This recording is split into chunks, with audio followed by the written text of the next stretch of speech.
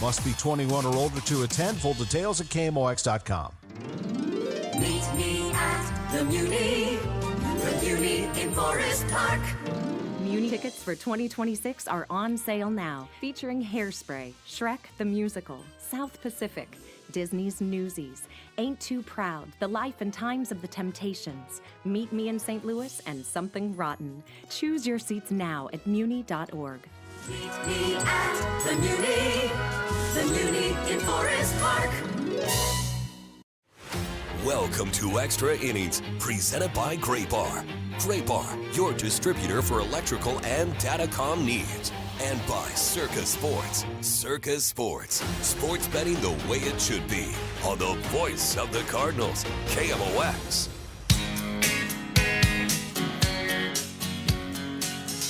Cardinals lose today as they fall to the Brewers. Final score 5-1. Welcome in. This is the Circa Sports Extra Innings Show right here on KMOX. My name is Matt Pauley. If you want to join in on the conversation today, first up, before I even say that, here's our plan for the evening here on, it might be Memorial Day, but we've got live sports talk coming your way from now until 8 o'clock. So this is what's going to happen. We'll do the Extra Innings Show here for the next 20 minutes till 5 o'clock. Michael Calhoun will have the 5 o'clock news. After that, Bernie Miklas will join me for the 5 o'clock hour and Redbird Rush Hour. That will take you till 6 o'clock. At that point, Bernie and I will say goodbye for now, and Nate Gatter will come in, and he will handle Sports Open Line tonight from 6 o'clock to 8 o'clock. So, yeah, we've got a lot going on, and we're going to be with you throughout the evening. A whole lot of Cardinals talk coming between now and 8 o'clock. If you want to get involved in the program right now, if you've got thoughts on the Cardinals' loss today to the Brewers, we certainly welcome your phone calls, your text messages, your tweets, and also your messages in the chat for those of you who are watching on the video stream. If you want to call or text, the phone number to get in contact with us is 314-436-7900. That's 314-436-7900. If you do want to tweet at me, it's at Matt Pauley on air, MattPauley on air. And I mentioned the video stream. You can also tweet at me. Phone calls, text. Is that all of them? I gave the 4 of them. Phone calls, text, tweet, and then leave a comment in the video stream if you want to as well, as the Cardinals do end up losing today to the Brewers by a 5-1 score. This is one where the Cardinals were not good offensively today. That's obvious, right? They score 1 run on 2 hits. That's not a good day. How much of that is just tip your cap to a dude who is really performing at a high level right now in Jacob Misiorowski? He had not given up a run in his last 4 starts. He'd gone about 30 innings without giving up a run before the Cardinals finally pushed one across in the 6th inning. Now, we're not trying to crown the Cardinals as champions because they sat there and scored a run against a guy. But it would be disingenuous to not talk through just how good Jacob Misiorowski is and how dominant this guy is. And I think there's some legitimate worries about the Cardinals offensively right now. But facing a guy like Misiorowski doesn't make me feel worse about who the team is, because I know that's happening to just about everybody. Jeremy sends in a message and says they got overmatched. Well, everybody's overmatched. Everybody's overmatched. He had not given up a run in his last 4 innings, or 4 outings, and so this is not a situation where a guy. This isn't like Chris Paddock coming in yesterday with Cincinnati with a +6 ERA and them getting shut out by Hammer. So that's not the case here. This is a really good pitcher who is having a ton of success, and he had more success today against the Cardinals. So again, I tip my cap to Jacob Misiorowski for what he was able to do today. Sam sends in a message, says, tough loss. It was hard to get anything going against the Miz. Libby did his best to keep the Cardinals in the game, but can't give up 3 runs in the first. That was pretty much the game. Yeah, it was. I mean, the Cardinals scored 1 run. It was 3-0 after 1 inning. We didn't know it at the time, but that's all it was going to take. The key moment in this game, and I'm glad they scored the run. I'm not trying to be dismissive of scoring a run, But the key moment in this game was when Ivan Herrera comes up to the plate as the tying run, and he does push across a run on an out. And then Alec Burleson comes up, also representing the tying run, and what I think was a pop out, if I remember correctly. He ends the inning without another run scoring. It felt like that was the only chance. That was the only time really in this game that the Cardinals made any noise offensively. They had a base runner on the first when J.J. Weatherholt, as the first batter of the game, walked, and then that was it. So you tip your cap. We know about Brewers pitching, right? It's the most frustrating thing in baseball, just how the Brewers are able to produce pitching, whether they are drafting and developing it or whether they are going out and getting it from the outside. It really doesn't matter. They find a way to create pitching that is really, really effective. Let's go ahead and get to By the Numbers, sponsored by Bank of Springfield. Bank boldly, bank with BOS, member FDIC. I mentioned this number earlier on the network postgame show, but I want to bring it back because of just how remarkable it is. Mizorowski set a Major League record today. Now, admittedly, the Major League record only comes in the pitch tracking era of Major League Baseball, so that's since 2008. But there's a pretty good chance this didn't happen prior to 2008 either. He threw 57. He threw 57 pitches that were 100 miles per hour or faster. The previous record in a single game was Hunter Green. Green threw 47 in a game in 2022. I mean, 57 pitches at 100 miles per hour or better, that's some heady stuff right there. That is something you just do not see. Those are some crazy, crazy numbers. So that is By the Numbers, sponsored by Bank of Springfield. Bank boldly, bank with BOS, member FDIC. Let's go ahead and get to our cut of the game. Our cut of the game sponsored by the Diamond Shop, thediamondshop.net. It's not too often that we do look to the other side of things for our cut of the game, but I think you do have to look back to the first inning, and this ended up being the winning runs for the Brewers. It happened in the first inning. It was a 1-0 game. Christian Yelich came to the plate to face off against Matthew Liberatore, and this is how that at-bat went. Well, when you're facing Milwaukee, you better avoid the big inning, period. Here's a fly ball, and that's hit well. Left center field, Brian Torres chasing it, getting back there, and it is out of here for a home run. Yelich with an opposite field home run makes it 3-0 in the first inning, Milwaukee. Yep, that is our cut of the game, as that was the difference-making swing in the first inning, sponsored by the Diamond Shop, thediamondshop.net. I really appreciate Jeremy listening in. So earlier, Jeremy sent the message in that said they got overmatched, and I responded with everybody's getting overmatched. Like, that's just how dominant Jacob Mizorowski is. Well, Jeremy responded to that by saying they could have had better at-bats instead of striking out so many times. Like, again, everybody is striking out against Mizorowski. This is his third outing in the month of May alone where he has double-digit strikeouts. He now has 100 strikeouts in 64 innings. He is the leader in strikeouts, and number 2 on that list has like 15 more innings thrown than he did coming into the game today. I mean, this is just, you just got to tip your cap. And we'll follow this along, right? Kyle Harrison's been really good this year, but it's not, he hasn't been dominant in the same ways that Mizorowski has been. So we'll see what it looks like then. We'll see who the Brewers end up throwing in game number 3. Again, I'm not trying to give the Cardinals a free pass. It almost sounds like I'm doing it. That's not what I'm trying to do. I'm just trying to make the point that Mizorowski has been ridiculous. Aaron sends in a message, says, I wish the Cardinals had a pitcher like the Miz. Yeah, every other Major League Baseball team does too. This guy's one of one. This guy is one of one. Like, let's let's stop pretending that it's just now.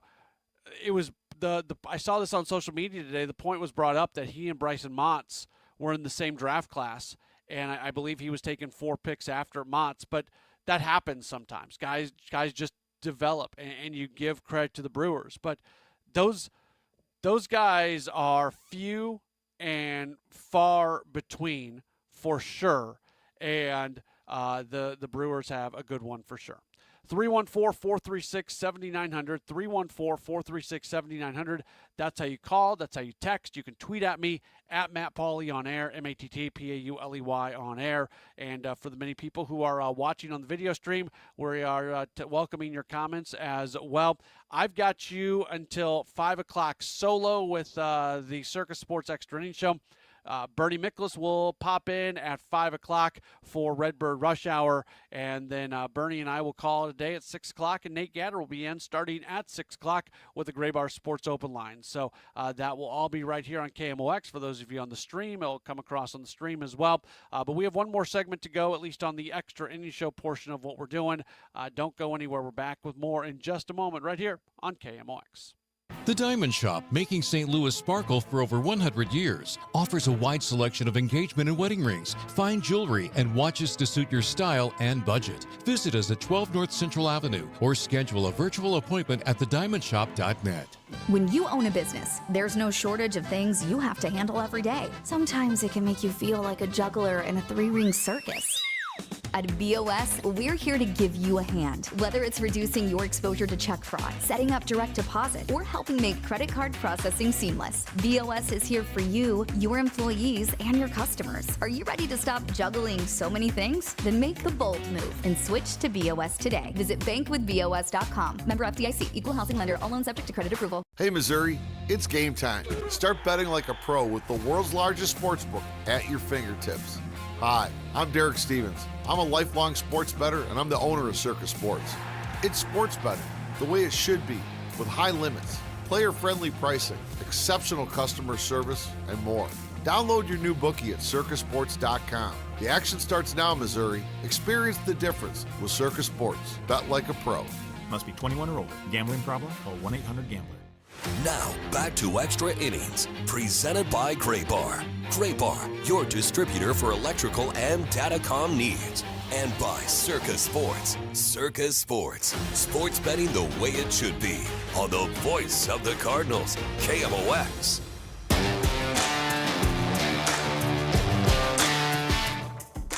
Cardinals come up short as they lose today. They fall to the Milwaukee Brewers by a 5-1 score. Welcome back in. This is the Circus Sports Extra Innings Show here on KMOX. If you want to chime in, you can call or text 314-436-7900, 314-436-7900. You can tweet at me, at Matt Pauley on air, MattPauley on air, and you can leave a comment on in the chat on the video stream as well. Let's get to our insurance run of the game. It's sponsored by Winter Dent and Company Insurance in St. Charles, proudly representing auto owners insurance. So the Brewers, they push across those 3 runs in the first inning, and it stays 3-0 for a while until the Cardinals kind of get back into the game, scoring a run in the 6th. But then the Brewers are able to answer in their portion of the 6th inning as Garrett Mitchell, he comes up to the plate. He's got a runner on, and he gets that run back for Milwaukee. The pitch for Mitchell. He swings and he hits that one into left center field. A diving effort by Scott. He can't get it. Played on a bounce by Torres, and it's a hit for Mitchell, driving in Vaughn. The run the Cardinals scored in the top of the 6th inning. The Brewers got it right back. 3-run lead again, 4-1 Milwaukee.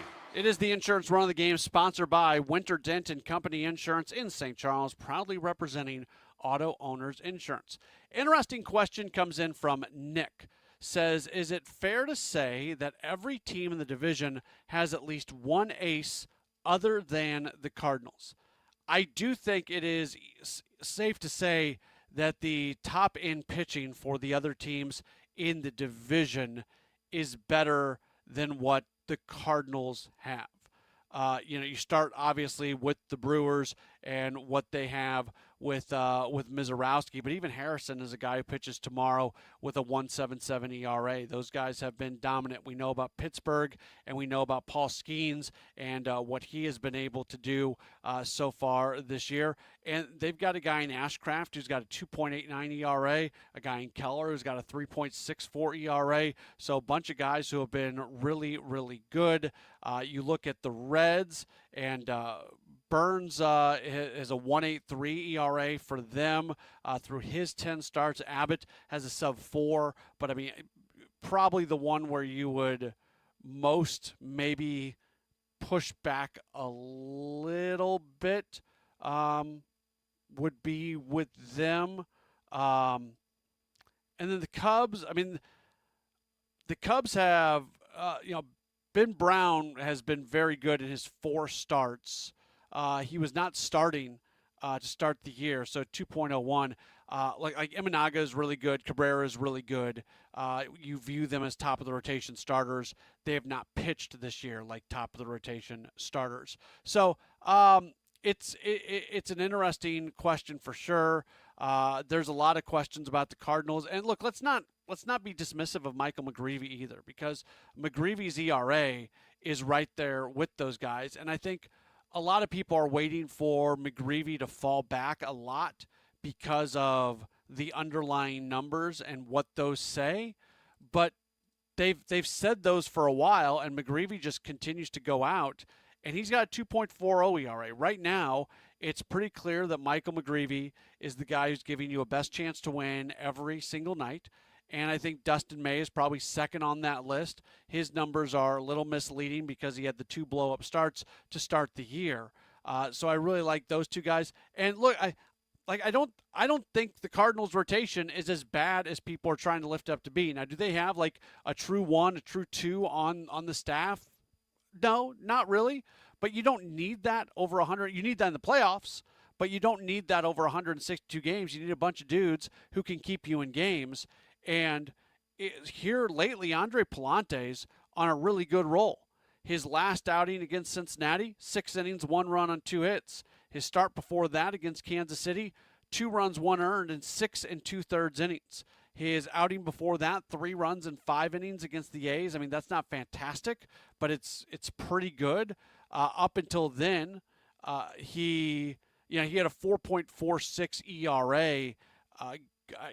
Going into that A, or coming out of that A start, it's down to now 3.76 with what he's been doing. So Palante has been giving him a chance to win. You'd like a little bit more from Matthew Liberatore. He was your opening day starter, and he has single innings that beat him. Generally, it's a little bit deeper in the game, but today it was the first inning that bit him. The other day was the 5th inning that beat him. He is having just these 1 single innings where he is having a hard time, and that has absolutely been something that has been bothering him. So, but I think there's a little bit more criticism of Cardinals starting pitching than's fair, because these guys more often than not are definitely look, today Liberatore gave the team a chance to win. They didn't score enough runs, but 3 runs in 5 innings, I'm not telling you that's good. But I'm telling you it's enough to win a lot of ball games, and it just did not happen today. Who's on a Roll is sponsored by Circus Sports, sports betting the way it should be. Wanted to mention Pedro Pajes. He now has 12 caught stealings this year. That is number 1 in Major League Baseball. 12 caught stealings for Pedro Pajes. He had 2 more in this game today. There's other parts of his game that you would like to see be a little bit better, but when it comes to controlling the run game, Pajes is doing a really, really good job at that. Who's on a Roll is sponsored by Circus Sports, sports betting the way it should be. Aaron sends in a message, says, I don't see a Bob Gibson or a Chris Carpenter type. I see a lot of Jason Marquise. Again, guess what? Bob Gibson, I combined those two. Bob Gibson is one of the greatest pitchers of all time. Chris Carpenter, one of the greatest pitchers of all time. You know what? I don't see an Albert Pujols on this team. What are we doing? Stop comparing these guys to the best of the best. And one of our best comments of the day. Why all the pitching talk? 2 lousy hits. Thank you. That comes in from, I believe your name's Walt at Fly Navy 73. I think I remember it's Walt who sends in that message. If I got your name wrong, I apologize. Yes, thank you. Why all the pitching talk? They had 2 hits today. I guess in the sense that you give credit to Mizorowski. That's why it was just 2 hits. Cardinals have done enough offensively lately. But, again, coming out of the last Milwaukee series, when you look at what they did against the Padres, against the A's, against the Pirates, the other teams, look, that this last 2-week period, run scoring's been down. And they've got to score more runs. Their pitching has been keeping them in games. They have to score more runs. We'll continue this conversation with Bernie Miklas. He is set to join us for Redbird Rush Hour. That begins next. Don't go anywhere. This has been the Circus Sports Extra Innings Show on KMOX. Lombardo Homes is known for quality, luxury, and thoughtful design in some of the area's most desirable communities. This season, we're continuing a limited spring opportunity, offering select enhancements designed to elevate your home and your experience. From a finished basement recreation room to premium kitchen and cabinet upgrades, or flexible options like design credits or closing cost savings. These offers are available in select communities for a limited time. Visit lombardohomes.com or stop by a sales office today. Data centers don't wait, and neither should your supply chain. From power and connectivity to racks and critical power, Graybar brings the products and the experience data centers need now. And with deep inventory and logistics expertise, we keep projects moving from first delivery to final install. With hundreds of locations and a nationwide delivery fleet, we help you bring facilities online, on time, and on budget.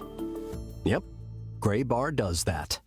News, talk, cards. KMOX AM St. Louis. KMOX FM Hazelwood. Always live on the free Odyssey app.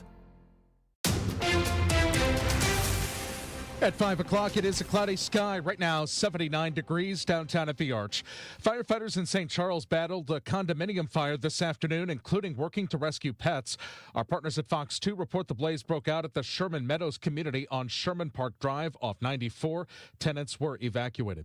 KMOX has a follow-up to a story we first told you about 2 years ago. 12 life-size bronze statues of the U.S. Army Rangers mounted on the cliff of the Grafton Visitor Center, now a reality. This depicts Point Duhok on Omaha Beach in Normandy, France. Army Rangers climbing up the cliff on D-Day 1944 to take out the German guns on top of that cliff to assist with the invasion. Grafton Mayor Michael Morrow. It's a national memorial. It's going to be extremely large.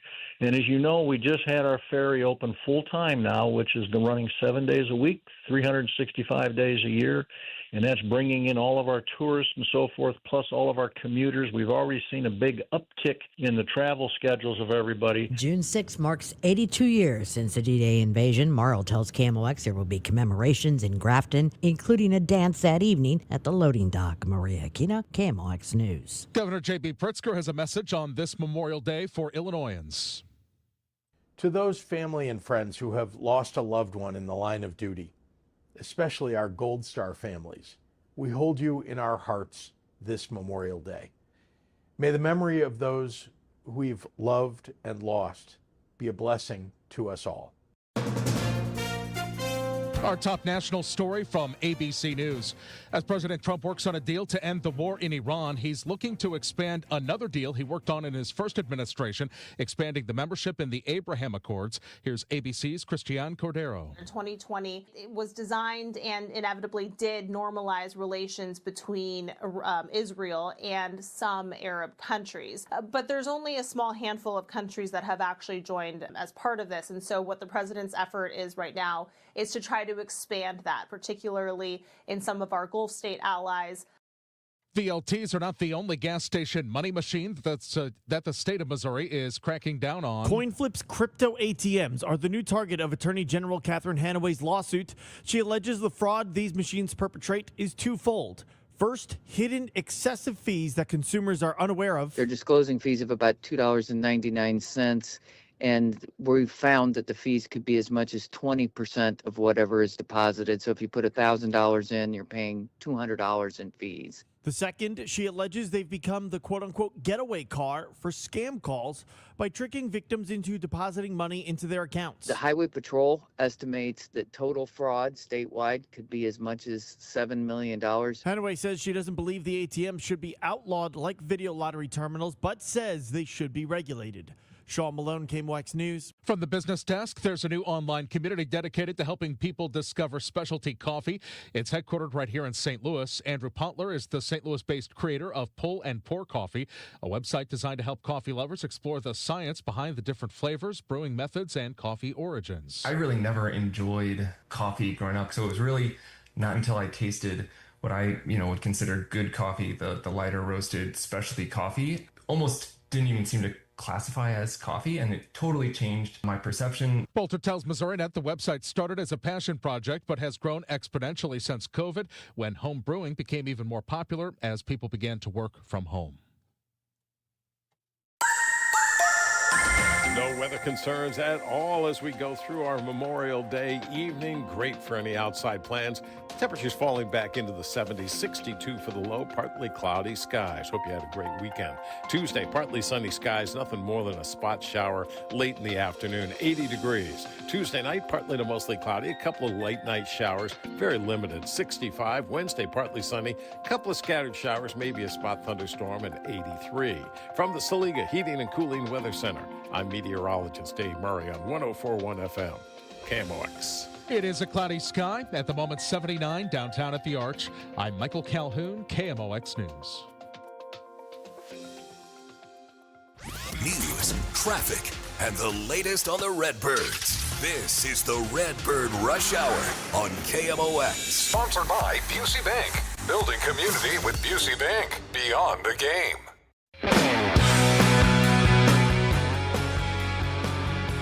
All right, guys, welcome in. For those of you who are sticking with us after the Extra Innings show, we continue on. It's the Redbird Rush Hour alongside of Bernie Miklas. I'm Matt Pauley. We've got you for this hour, and then Nate Gatter is going to have you for Sports Open Line tonight. So we've got, it may be Memorial Day, it might be a holiday, but we are going live and local Cardinals talk for hours and hours here on KMOX.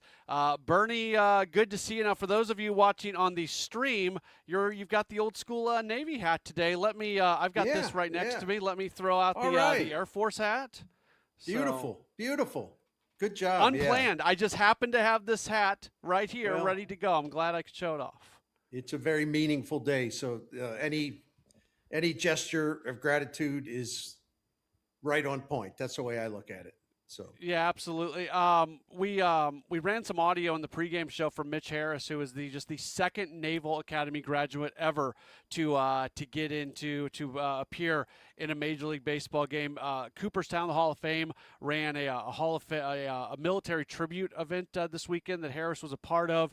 Tony La Russa was one of the coaches on staff. Scott Rowland was one of the coaches on staff. They only got like an inning in because of rain. Rick Monday was part of it, and I mean, you think about him and the American flag and everything. Really, really cool that that's going on, and I'm glad that we can, integrate the cross between baseball and also remembering what today is about. It's about remembering the people who literally gave the ultimate sacrifice, serving in our armed forces and giving their life to protect this wonderful country. no doubt about it. And part of that is enjoying the baseball season. I think Memorial Day is a day that sticks out during a baseball season for a number of reasons, but it comes at a great time because we're all getting immersed and getting mad and getting fired up and about what, the Cardinals losing or this trade not made or whatever. And then Memorial Day comes along and it's kind of a milepost in the season, but more than that, it kind of reminds us of like really serious things that, that really, really, really are deeply meaningful compared to sports, right? So I think I love Memorial Day. I wish we didn't have to have a Memorial Day for obvious reasons, but to me, it's just such a meaningful day on the American calendar every year.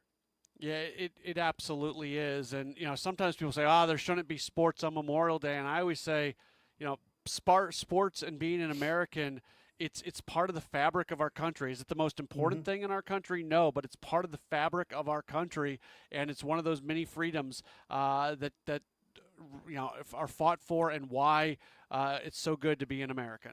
That's right. And there was a controversy even in the outbreak of World War II. Pardon me. The President Franklin Delano Roosevelt was there. There was a percentage of politicians, a percentage of U.S. citizens, which is fine. We're saying no, we can't play baseball. We can't do this. We can't do that.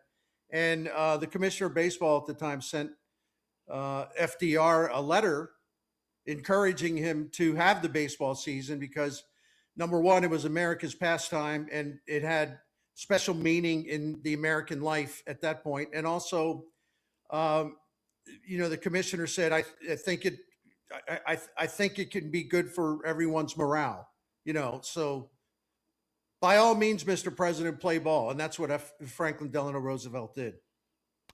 Let's kind of jump into what's going on. No real good way to transition, but we'll transition nonetheless. The Cardinals were very quiet today offensively. Hey, Matt, can I interrupt you, man? Can I transpose that? The president wrote to the commissioner and said, play ball, because of the reasons I said. I don't know why I reversed the order there. I apologize, but I felt like I had to correct that. Go ahead, sir. I'm sorry. No, it's good. You know what? Just one more thing on this, and then we'll jump back into baseball. Isn't it remarkable how many times in our country's history it's sports that tells us that stuff is starting to get back? I mean, you think about, I remember sitting in my college dorm room at Kansas State University when we came back from 9/11 and watching Jack Buck on the field. I get chills just talking about it. Right. Unreal. And I was in tears in my dorm room watching that. And that was the moment that we got back to normalcy. And that's not the only one. I mean, even coming out of COVID, and even when there was cardboard cutouts, and then finally having it's just we can trace so many moments of our country's timeline to what was going on in the world of sports at the exact same time.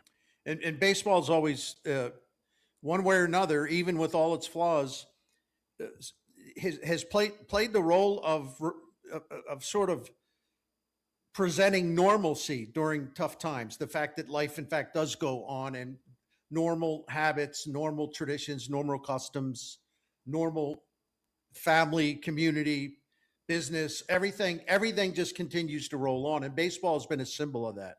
So anyway, absolutely. But I was embarrassed that I said that the commissioner was calling the shots. It was actually the president who told the commissioner, let's play ball. It's good for the nation's morale. Anyway. So Cardinals today shut down. I have a hard time being overly critical when Jacob Misiorowski's on the mound. He's one of one right now. Like, you give me Paul Skeens or Misiorowski, even with the Cardinals' success against Skeens, I don't. Misiorowski might be the pitcher in Major League Baseball I least want to face. You could put Skubal in there, you can put Skeens in there, you can put whoever you want in there. Misiorowski's the guy right now I don't want to see. I don't think that there's any question that at this moment in time, it could be different 2 months from now. At this moment in time, Miz is the best starting pitcher in Major League Baseball. There's no one as dominant as him. There's no one as nasty as him. This dude threw 57 pitches, clocked at 100 plus miles an hour today, which is a new record since they began tracking miles per hour in 2008. He blew away the existing record. And think about this. 59% of his pitches today that he threw at the Cardinals, 59% were 100 miles per hour or higher. I mean, what? That is crazy, right? And the thing of it is, he locates the fastball. There is nothing wild about him. He pounds the strike zone, one after another, after another, after another. Like, so you can't take a lot of pitches because he'll just keep, he believes his stuff is so filthy and so nasty. He's like, well, yeah, I'm going to throw you strikes because you're not going to be able to do a damn thing about it. So yeah, here you go. Good luck. Yeah, I yeah, love. so I mean, you got to admire that, really. he's fun to watch, and Yep. I don't know if people realize today that history was being made. You mentioned the number, the 57 triple-digit pitches, breaks the record by 10 pitches. Previous record was Hunter Green with 47, so he just blows by that record like it's absolutely nothing. And when I watch him, like it doesn't seem like he's a max effort guy on every pitch, Right. yet it's coming out that way. Yeah, and you know the other thing too, and we were the three of us, Matt Pauley, Kevin Wheeler, and Bernie Miklasz were having exchanging some text during the game, and you know Wheels mentioned a good point, and it kind of ties into what I just said. Mizorowski's control is so good, his command is so good that if you look at one thing he doesn't have is he doesn't have a high chase rate because he doesn't throw that many pitches out of the strike zone. So there's very little for hitters to chase. And I went and looked something up, and this does not include today, but you know, the numbers will be even better. When he throws a pitch, basically in the heart of the strike zone this year, right? Usually that's a recipe for disaster.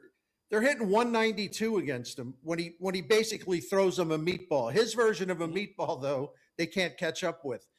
35% strikeout rate on pitches right down the middle, the ones that should give the hitters an advantage. And they are neutralized, they are nullified when he attacks them right down the middle.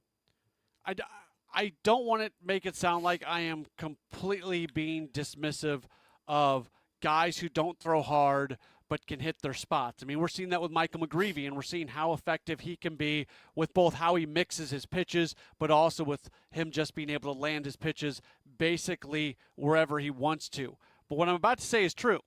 If you are a guy who's throwing 100+ and you're throwing it straight down middle, and you've got a guy who's throwing 90 and touching the corners, the guy who's throwing 100 miles per hour middle is likely to have more success. And there's charts and data that proves that. I mean, velocity is just what's running things right now for pitching in Major League Baseball. Yeah, and especially if that velo is so good that, hitters, you can dominate. You can just throw heat and dominate. That's what the Miz does, and it's really amazing. I added it up because I wanted to have an accurate count. So that's 311 pitches this season for him, 100+ miles an hour, 311. And the best that I can tell, I don't think anyone else is even over like 225 or 230 or so. I mean, it's just ridiculous, how far out ahead he is of every other major league starting pitcher. So can I try to be cute with what I'm about to say? Yeah, love that. Okay, I'm trying to be cute here. So people must say if they didn't watch this, they may say or listen to it on KMOX, they might say, well, how did Milwaukee win this game? Are you guys going to give us details? Yeah, I'll give you the detail. Milwaukee won this game with the 63rd overall pick in the 2022 Major League Baseball draft. That's when they won this game. Mm-hmm. That's when they drafted the big man out of Crowder College, which is about 155 miles south of Kansas City, 295 miles southwest of St. Louis. They won this game with that draft pick. Well, Walt sends in a message, and he says, if Chaim Bloom would have been in charge when Miz came out, Cardinals may have been aware of him, and maybe they would have had a chance. So hopefully the next Jacob Mizorowski, Bernie, are some of these dudes that the Cardinals are trying to find in the draft. Absolutely. And listen, man,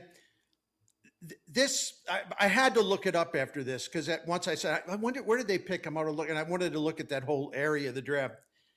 So the Cardinals, they had the 22nd pick that year, and they chose the lefty out of Oregon State, or no. Where was Cooper Yerpe from? They drafted him. It's either Oregon or Oregon State. I can't think of it. I think it's Oregon State. 22nd. So the Cardinals, 4 picks before Miz went to the Brewers. 4 picks before that. Ironically, the Cardinals drafted Bryson Motts at 59 overall. and he made his debut today. I guess there's a little bit of poetry in that somehow, right? That was only four picks before Miz went off the board. Yeah, there is something for sure. But I was right, by the way. It is Oregon State. I had like a 60% chance of being correct on that one, and I got that one right. And Bryson Motts was in that same. It's so not fair to Bryson Motts to be in this game. In the game that Mizorowski is pitching in. But, I mean, they even brought it up on the broadcast how it was Motts and Mizorowski. They were pitched they were selected so close to each other in the draft. There is the obvious comparison going on between those two. We've got a lot coming up between now and 6 o'clock. That's Bernie Miklasz. I'm Matt Pauley. Bernie, before we go any further, though, can you tell us about your friends, our friends, everybody's friend, Stewart's American Mortgage? Yeah, Stewart's American Mortgage is a great St. Louis business, serves, of course, across the river in Illinois as well. American Mortgage, and the owner-operator is Stuart Rosenblum, call him Stewie. And I just want to go right to the most important part right now. He has a special offer on all new purchases for a limited time only. All new purchasers buying a home, 1% discount on interest rate for the first year. For the first year of your new loan, you lock in a 1% lower interest rate on a new 30-year loan, and you still get the bagel loan, which means no closing costs. So I'm going to repeat it again because it's such a great deal. 30-year mortgage, interest rate lower by 1% for the first year of the new loan, plus the bagel loan, which means no closing costs and other benefits. New purchases only. That's the only stipulation. And the bagel loan, with that, you're going to save money and save money and save money. It's truly unique. Stewart came up with the idea, and the bagel loan is the only place you'll find it is Stewart's American Mortgage Corporation. If you want to leave Stewart a message, get in touch to find out more about this special offer. You can go to you can Google bagel loan and you go right to his site. But you can call him on his personal cell phone at 314-324-4440, 314-324-4440. Feel free to leave a text message. He'll get right back to you. A wonderful business. Stewart's American Mortgage. Get in touch with them and make this happen. NMLS 226715. One of life's greatest mysteries has finally been solved. Who let the dogs out? Spruce. It's Spruce, the weed and grass killer that's safe for use around people, pets, and bees. When used as directed, spray the leaves for visible results in just 1 hour, and dead weeds in just 1 day. You spray, they play. Spruce, pet friendly, weed deadly. Find wherever weed killers are sold. Straight Talk Wireless presents Pickup Truck Wisdom. If you're only good to your new friends, you're not going to have any old ones. Straight Talk gets it. That's why new and existing customers get free 5G phones on Verizon's 5G network. Pretty simple, really. You keep good people by being good people. Find us at straighttalk.com and Walmart. Straight Talk Wireless. Straightforward. Always. Taxes and fees apply. Plan purchase required for free phone offers. Copyright 2026 Verizon. Lunch was great, but this traffic is awful. Can we stop at a bathroom? Are you all right? I keep having stomach issues after eating, like diarrhea, gas and bloating, abdominal pain, and sometimes oily stools. Sound familiar? Those stomach issues may actually be a pancreas issue called exocrine pancreatic insufficiency, or EPI. Creon pancrelipase may help manage EPI. Creon is a prescription medicine used to treat people who can't digest food normally because their pancreas doesn't make enough enzymes. Creon may increase your chance of fibrosing colonopathy, a rare bowel disorder. Tell your doctor if you have a history of intestinal blockage or scarring or thickening of your bowel wall, if you are allergic to pork, or if you have gout, kidney problems, or worsening of painful swollen joints. Call your doctor if you have any unusual or severe gastrointestinal symptoms or allergic reactions. Take Creon as directed by your doctor and always with food. Do not chew capsules as this may cause mouth irritation. Other side effects may include blood sugar changes, gas, dizziness, sore throat, and cough. These are not all the side effects of Creon. Call 800-633-9110 or visit creoninfo.com to learn more. That's CREONinfo.com. I'm asking my doctor about EPI and if Creon could help. All access with Ollie Marble on the Gas House Gang. I show up every day looking forward to what's next for this group. This group fits my personality to a T. I love what we're doing. I love how we're going about it. I love the honest conversations. I love the grit. And there's been certain times where I've caught myself where Bases are loaded, our back's up against the wall, and I can't help but smile. I show up every day looking forward to what's next for this group. Ollie Marmol, Tuesdays at noon on KMOX. Now, back to the Redbird Rush Hour on KMOX. Sponsored by Busey Bank. Building community with Busey Bank. Beyond the game.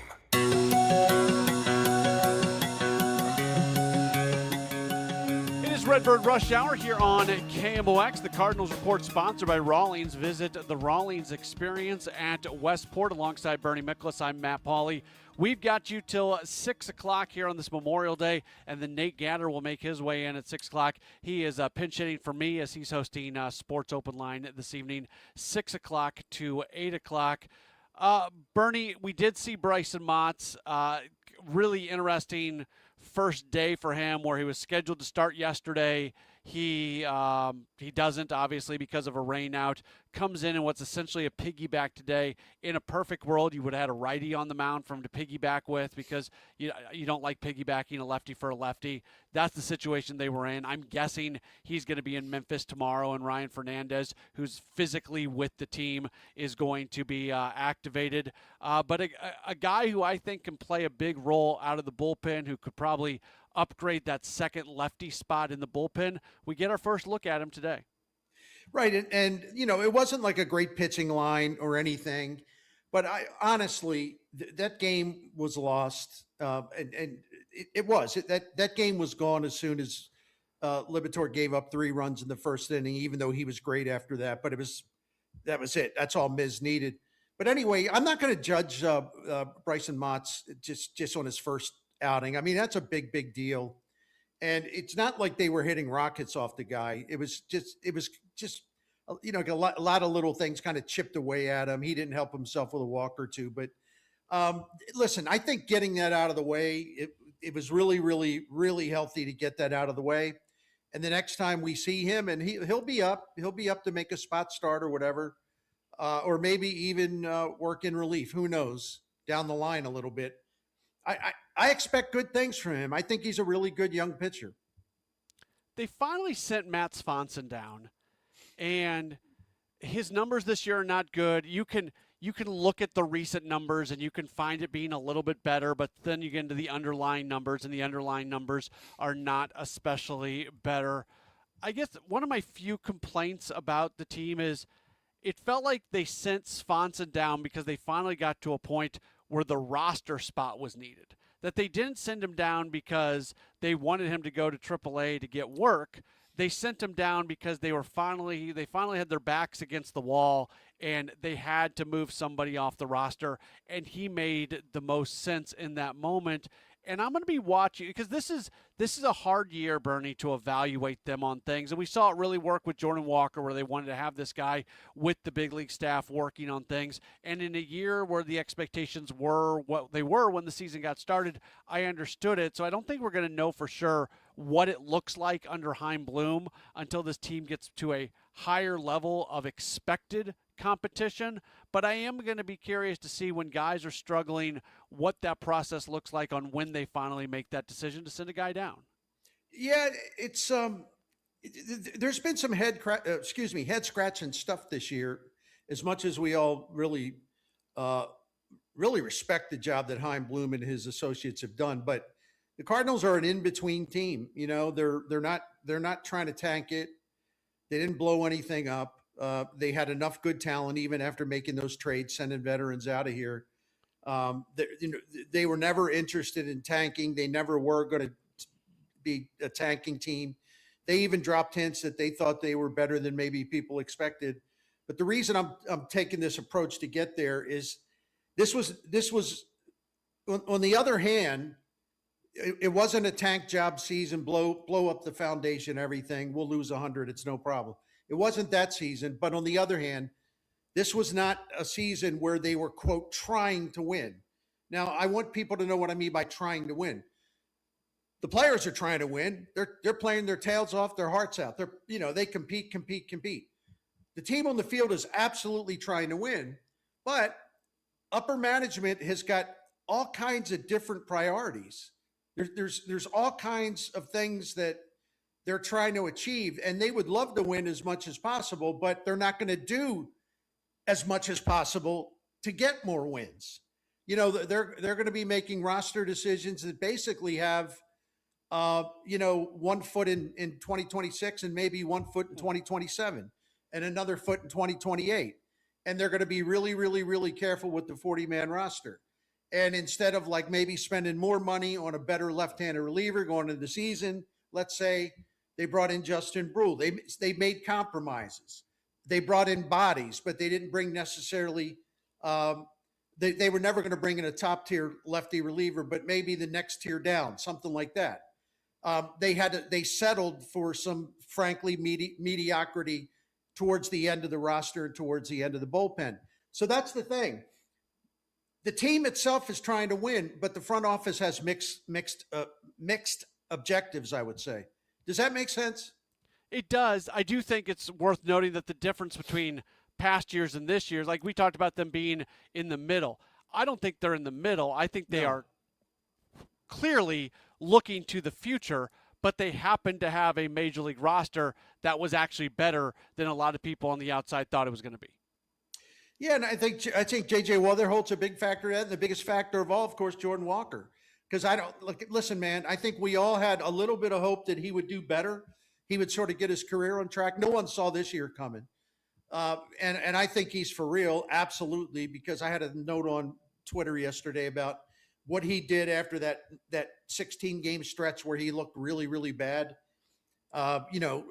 This was going into today. His numbers were phenomenal since then after he came out of it, which tells me and tells you, well, he knew what he was doing when he sort of went back to the past there for a little bit and he pulled himself out of it. He adjusted. That's such a great sign. So they have they actually have some really good talent, but they don't have the quality depth that I would associate with a team that says, hey, we believe we're a playoff team. We believe that going into the season. Coming into the season, we believe that, hey, and if we need some help, we're not going to be doing anything crazy, but we'll be aggressive and we'll get some help. So it's an interesting situation because the roster itself has overachieved, but the roster depth, the lack of depth, I think will sort of prevent them from getting to where they'd really like to go, which is to sneak into the playoffs. I could be wrong. I hope I'm wrong. I'm just saying I'm looking at this thing pragmatically. That's Bernie Miklasz. I'm Matt Pauley. We've got the 5:30 news coming up in just a moment, and then Bernie and I'll be back coming up in just a moment. This is the Redbird Rush Hour right here on KMOX. And at 5:30, it's a cloudy sky. At the moment, 79 degrees downtown at the Arch. This update is sponsored by Michael's Flooring Outlet, the flooring experts, michaelsflooringoutlet.com. President Trump this Memorial Day making remarks at Arlington National Cemetery after laying a wreath at the tomb of the unknown soldier. This Memorial Day, we salute them, we exalt them, and we thank them for all that we have and for all that they gave. They gave everything. As America's 250th anniversary approaches, do veterans feel any difference in this year's Memorial Day? KMOX asked them outside of Soldiers Memorial. I just think this is wonderful, frankly. I like the sort of upsurge in patriotism. I like stuff like this. I like that we're paying attention to this. About the same. It's just some people just express themselves more. That's why. A little added pride. About all I can say. How you use money as an adult is influenced by how you experienced it as a kid. Financial strategist Lev Mandel is author of the journal-style book called Money is Weird. One of the first questions he asks readers to consider is what was their earliest memory of money? We form these feelings around money, habits around how we behave around money, ideas around money from our parents, from early on. And they stay with us, whether or not we're consciously thinking about them all the time. For example, Mandel says you may have been told you had a hole in your pocket or were a penny pincher, and that may still trigger feelings that impact your choices. His hope is that people will explore those feelings and then learn to slow down and make intentional decisions with money that align with lifestyles and goals. Megan Lynch, KMOX News. This holiday weekend kicking off what experts say could be one of the busiest summers for travel in years, but this time with a higher price tag. Here's a tip from travel expert Clint Henderson, managing editor of the Points Guy website. There are new tools that help you track your prices. So even if you paid a lot for your plane tickets, for example, so long as you didn't book basic economy, you can get a trip credit for the price difference with U.S. carriers. A major first for rideshare drivers in Massachusetts. The country's first union of Uber and Lyft drivers has officially been certified in Massachusetts. Governor Maura Healey. That means better pay, better wages for them, for their families, so it's a really good thing. The app drivers union says it can now represent the 70,000 rideshare drivers in that state who Uber and Lyft classify as independent contractors, not employees. But despite the distinction, union officials say they plan to push for better wages and increased job security. Mike Dubusky, ABC News. The U.S. expands travel restrictions after the Ebola outbreak in the Democratic Republic of the Congo, where there are now at least 115 deaths and hundreds infected. While health officials are downplaying any risk of a pandemic, there are concerns with the World Cup coming to the United States, including to Energizer Park right here in downtown St. Louis. ABC News medical correspondent Dr. Darian Sutton. So when we talk about air travel and the restrictions that are in place, right now the CDC has said all non-U.S. citizens are effectively barred if you travel to these key areas of concern. And for American citizens who have traveled to areas including Uganda, South Sudan, and the Democratic Republic of Congo within the past 21 days, remember that's how long it can take to develop symptoms after exposed to Ebola. If you have been to one of those countries, your flights will be funneled through Atlanta, Houston, or Washington, D.C. You will then be screened and, if passed, allowed to go home with your local health department following up. Maria Aquina, KMOX News. Big traffic impacts today on north and southbound 367 by Chambers Road because of a very serious head-on collision happened just before 1 o'clock this afternoon. From the Saliga Heating and Cooling Weather Desk for tonight, we've got a partly cloudy sky on tap. Overnight low 62 degrees. For tomorrow, few but limited showers and thunder showers will come late in the day. Otherwise, a partly sunny Tuesday and a high of 80. Right now, it's a cloudy sky, 79 downtown at the Arch. I'm Michael Calhoun, KMOX News. It's 5:34 in Mid-America. The time check being brought to you by Paramount Men's Medical Center. Within the cities we call home, Busey Bank is more than a name. It's a commitment to your dreams. With Busey, trusted guidance is tailored to empower you every step of the way. Whether it's seamlessly managing your finances or planning for your future, Busey is dedicated to your financial success. Busey Bank, building business, growing wealth since 1868. Member FDIC. Hi, this is Congresswoman Ann Wagner from Missouri's 2nd District. I work every day to put more money in your pocket, secure the border, protect our shared Missouri values, and keep our communities safe. Whether it's visiting one of my public events in neighborhoods around the district or by contacting my office, I want to hear from you. If you need help with a federal agency, please contact me at wagner.house.gov. Paid for by official funds authorized by the House of Representatives. The final home game of the season is here, St. Louis. Your St. Louis Battlehawks hit the field Friday, May 29th at 7 p.m. against the Dallas Renegades at the Dome at America Center. It's Battlehawk Kids Day, packed with family fun, Battlehawks energy, and an Archie bobblehead giveaway while supplies last. Join Battlehawks Nation. Bring the whole crew and help close out the season the only way St. Louis knows how. Loud and proud. Caw-caw. Because caw is the law. Get tickets starting at just $18 at UFLBattlehawks.com or Ticketmaster. As I've been telling you, FanDuel is an official partner of KMOX here, and this is a reminder to check in on the app daily. Why are you going to want to do that? Because every day during the NBA playoffs, which are ongoing, FanDuel is serving up a happy hour. You've heard me talk about it before. We are talking now about special drops that you're not going to want to miss, like profit boosts or bonus bets and a whole lot more than that. Just check for a new reward every single day of the NBA playoffs, and you are not going to want to miss your shot to get a little extra out of the action. Go to FanDuel.com/Missouri to get started. That's FanDuel.com/Missouri. Must be 21 or over and present in Missouri. Opt-in required. Rewards are non-withdrawable. Restrictions apply, including bonus and token expiration, leg requirements, and max wager amount. Gambling problem? Call 1-800-GAMBLER. Hey, Bernie Miklasz here for my friends at Saliga Heating and Cooling, a Daikin Comfort dealer that's been serving St. Louis families since 1927. So this is year number 100. Listen, I don't have to tell you because you can feel it depending where you're going to live. Starting to heat up a little bit. So you want to make sure your air conditioning systems or system, whatever it may be, is working properly, and everything's going to be set. So you got nothing to worry about going into the hot weather months. So Saliga can take care of you because they have a thing called the Priority Club. It's a maintenance program. You get special perks and benefits. Basically, you can get appointments faster, things like that. But there's other perks to go with it. But more than that, they come to your home twice a year. Saliga Heating and Cooling. They come before the hot weather, and then they come again later in the year before the cold weather to make sure your heat's okay. Now, it may sound like a little thing, and the thing of it is a little thing in that it's only two quick appointments a year. But it's a big thing, and we know because we are members of the Priority Club, the maintenance program. The Miklases are. We have been for several years now, and we saved a lot of money because they come out this twice a year. It doesn't take much time. They give everything the once over. They make sure everything's functioning the way it should be, and then that way you have the peace of mind knowing everything's working well. Now, they may catch something, but in our experience, they catch something when it's a very minor thing before it becomes a major thing, and they take care of it on the spot. They tweak it, make a small repair, put in a new piece, whatever it is, right? And then that way you avoid those huge, costly repairs.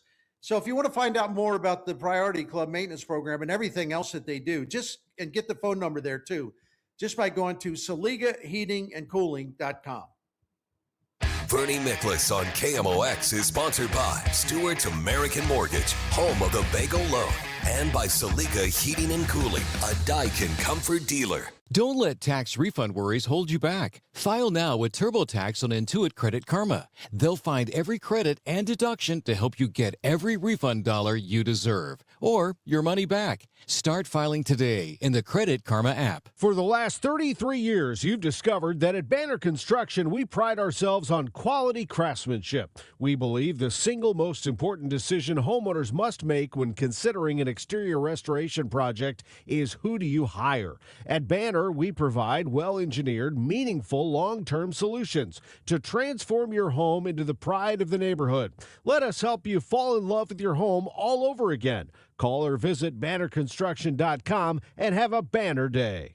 Broadcasting from the Scott Credit Union Studio, 104.1 FM KMOX. Now, back to the Redbird Rush Hour on KMOX. Sponsored by Busey Bank. Building community with Busey Bank. Beyond the game.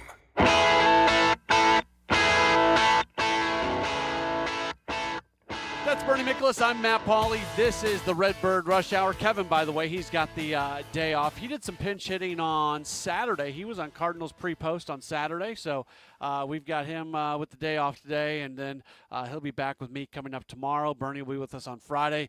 You never for sure know who you're – and we got Nate Gatter on tonight, 6 o'clock to 8 o'clock on Sports Open Line. So we got a lot going on here at KMOX.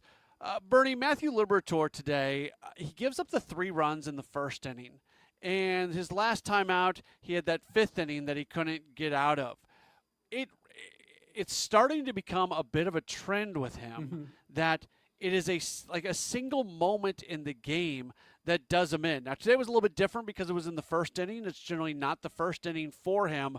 But that's where he's at right now, where it's cliche, but if he could eliminate that big inning, that big moment, wherever the landmines are that get to him, if he could avoid that, he would look like a very different pitcher right now. Yeah, and you hit the nail on the head. Of course, it's usually the 5th inning and 6th inning or whatever, one or the other. Third time through the lineup's been brutal for him, but today it happened right away. And I really thought it was going to snowball. And, I give him some credit because he was really terrific after that, after the first inning, but it was too late because Mizrahi was a beast today. He wasn't going to give the Cardinals anything that mattered. So that one bad inning, was paramount in the Cardinals' loss because it just kind of took him out of it or put him in a really big hole. But the thing that really annoyed me just watching the game is he walks the leadoff hitter, Jackson Chourio. Okay. Everybody knows the Brewers have the best walk rate in the major leagues, or they're a close second. It's one or the other. A huge part of their offense is just getting people on base, waves of players on base, because the Brewers don't hit a bunch of home runs. But they get guys on base and they steal bases and they move runners over and they have a great batting average of runners in scoring position. But when you walk the leadoff man in an inning on the Brewers, when you're facing the Brewers, other than allowing a home run, a walk is like the worst possible thing you can do, especially to start a game. And it's like, it's easy for me to say, but it's like, come on, dude, you can't walk this guy. Challenge him. Don't nibble. Don't try to get too cute. And he walked Chourio, and then after that, it all kind of did snowball. It was frustrating. It's interesting watching the Brewers, and you're spot on. When all they got to do is get a runner on, and excuse me being somewhat crass, but then crap just starts happening. Like right. They don't have the leadoff hit, and then the next three guys are out, and maybe you have a ground out that moves the runner to second, and the guy gets stranded at second. And it's just the normal, scoreless. Guys get on, and just stuff starts happening all over the place. And I can't explain it. I don't know why, other than the fact that they're very active and they try to take every single edge that they possibly can. But they just get that base runner on, and you just have this here we go thing, and you don't have that with a lot of the other teams across Major League Baseball. The Cardinals, and I remember, a lot of people were making a big fuss over it. The Cardinals in the first month of the season were really drawing a lot of walks. They were doing a really good job of pumping up the on-base percentage. That went away in May. It just went away. They have one of the poorest walk rates in the majors this month. See, and that right there. There are a lot of differences between the Cardinals and the Brewers offensively, but that's a huge one right there. You're never going to see the Brewers 1 month they're drawing walks, and then all of a sudden it kind of disappears for a month, and then they get back on track. No, that is like a huge priority to them to have an inflated on-base percentage, and they are determined to draw walks, and they're very good at it. And then once they get on base, this is one of the fastest teams in baseball. Unlike the Cardinals, this is one of the very fast teams in baseball who can just go, it's not station to station. They're going to gobble up 2 bases at a time, even if they have a chance. They're going to go for it because they're really fast and they run bases very, very well. And unlike the Cardinals, who are one of the worst teams in terms of batting average with runners in scoring position, the Brewers are near the top of the leaderboard. They get the timely hits. They take such great at-bats. They don't strike out in big spots like most teams do. And they're starting to hit more home runs because they got Yelich back. They got Chourio back. So they're starting to hit more home runs. But it's amazing how I think you can say about every team in the majors, they need to hit home runs or their offense is in trouble. The Brewers defy that, and this isn't the first time. They're really brilliant in that manner. I give them credit for that. Because it's a very smart, resourceful approach to hitting, and they have no real weakness because of it. I've told the story because I worked in Milwaukee for a while, so I've got some familiarity with what goes on in that organization. And the way they think through the game, I think, is at a higher level than most teams, if not all teams, in baseball. And I've told the story before. When Craig Counsell was the manager, he would have an idea, and he would run it to baseball operations, and the baseball nerds, and I say that in a very complimentary way, not a negative way, they would get on it, and they would come back, and they would report back, hey, this is what happens. This is what would be expected on this. And it's just, we use the term think tank all the time. That's what the Milwaukee Brewers are. They are literally a baseball think tank, and they get more out of their roster than any team in baseball, and it is both cool And when you're rooting for the other side of it, it is the most infuriating darn thing in all of baseball. And they know how to make people better. That's what's amazing about them. I mean, you know, they got Durbin last year, or they signed him, or they got him in a trade, whatever. The young guy from Washington University here in St. Louis, and he played from the Yankees. They got him in the Devin Williams trade. He played like everyone was saying, like, well, he's kind of a fringy guy or whatever. He had a really good season for them, and they found some things to help him, and they made him better, and he fit their approach. So Boston had the confidence to take him as the lead guy in the trade for Kyle Harrison. The starting pitcher is going to go after the Cardinals tomorrow. So the Brewers made Caleb Durbin good enough to where the Red Sox wanted him. And then they flip him in an unbelievably lopsided trade to get Kyle Harrison, who has been, listen, Mizorowski is their ace. This guy is a very close 1A. I mean, he is having a phenomenal season himself. So they're just smarter than everybody. How do you trade Freddie Peralta and get better? They have. They did. I mean, the only knock on Peralta was that he doesn't pitch deep into games, but that doesn't. Right. I love Freddie Peralta like that. I feel dirty saying those words because I'm such a fan of Freddie Peralta. But I guess that they've got so much pitching. They just have so much stinking pitching. You mentioned Harrison. He's going to carry a 1.77 ERA into tomorrow's game. Mizorowski today carried a 1.89 ERA. What? I'd have to look at the box score. I don't know if I still have that up or not. Yeah. I do. Mizorowski finished the game today at a 1.83. So you don't even get to 4 combined ERA over their first 2 starters they're facing. The Cardinals are facing today. Harrison hasn't been bad, but I was looking at it actually before the game started today. His last 6 starts, the lefty that they'll face tomorrow, 31 innings, 23 hits, only 4 earned runs, 44 strikeouts, which is about a 36% strikeout rate. And the team has won all 6 of those starts. I mean, they have co-aces basically. Yeah, they do. And the rest of the guys aren't. The rest of the guys are fine. I mean, Logan Henderson's pretty damn good. They're deep. You know, they're never out of. They never run out of good starters. They take a guy like Aaron Ashby, they move him to the bullpen, and he's been one of the best relievers in the National League the last couple of years. I mean, that's what they do. Today's game. When was the last time you saw a game where 4 total pitchers were used between the 2 teams and each of the starter had 10 strikeouts or more? That's a box score you don't see very often. Yeah, and it's hard for lack of a better term, to use a cliche, you know, it's hard for the Cardinals to win those arms races, you know. They don't do it. Libertor's the one guy that's got that strikeout punch. That's one thing about him I like. We're seeing more and more and more and more of that. Now, I thought Mr. Rooney and Mr. Horton made a really good point on the broadcast today. They weren't saying anything critical about him, but they were saying that it's just reality. When he strikes out guys, the downside to this is that he throws more pitches. It takes a lot out of him. And I think that's true. Although today it worked in reverse because, again, his final 4 innings were really, really good today. But I think where Mizorowski gets his strikeout so easily and breezily, it doesn't gas him out. But I think a guy like Libby, I think it does take a toll on him.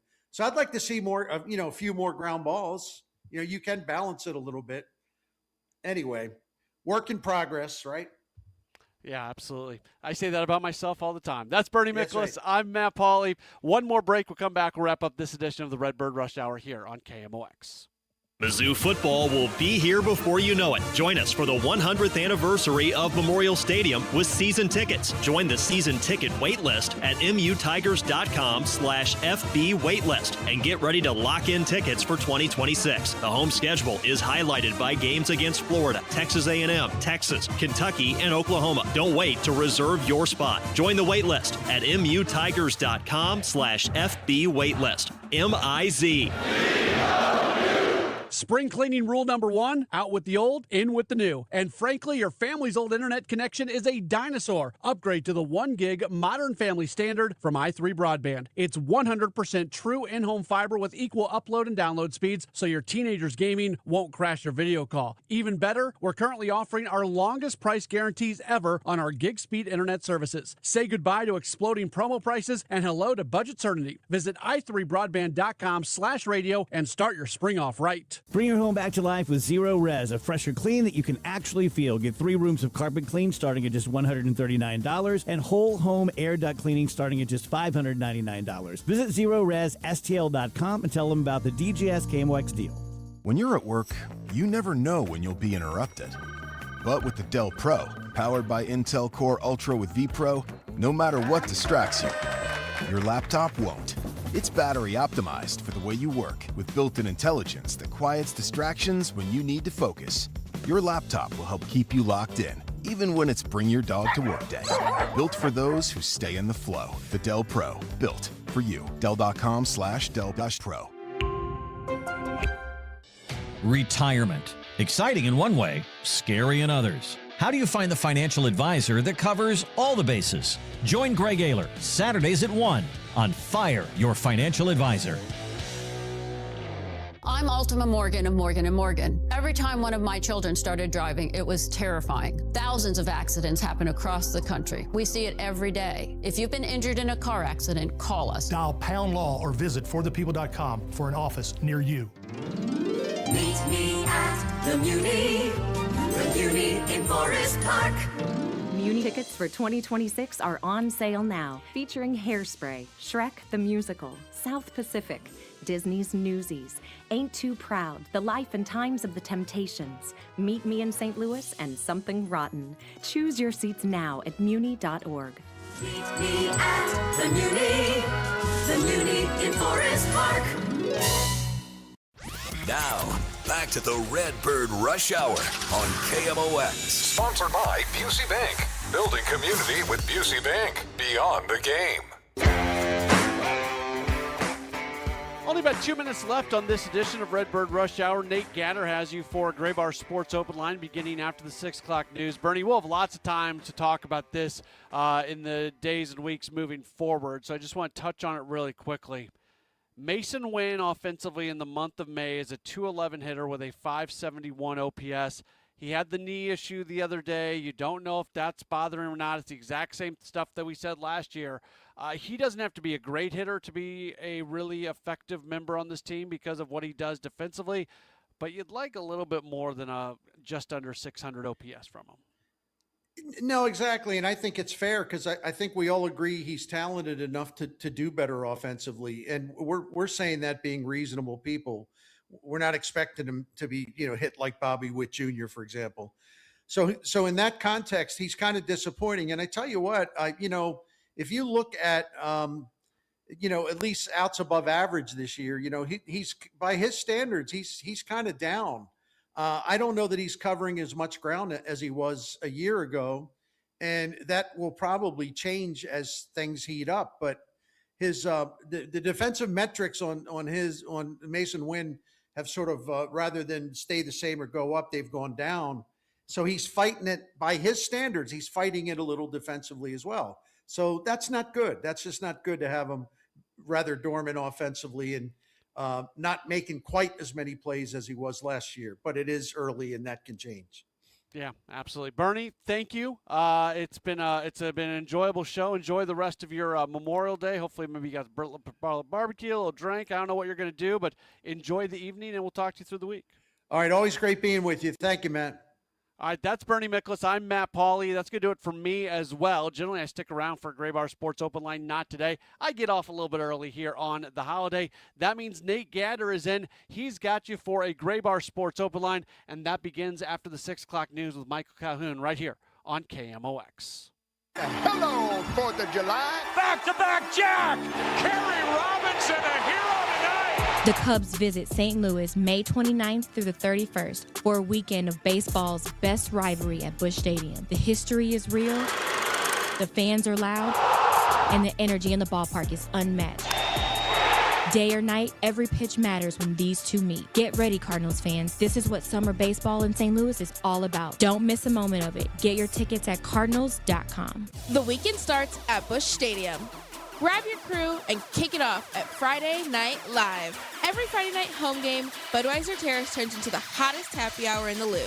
With $5 beers, $5 hot dogs, $7 margaritas, live music, and more all game long. Meet up with friends, soak in the energy, and keep the night going with baseball under the lights.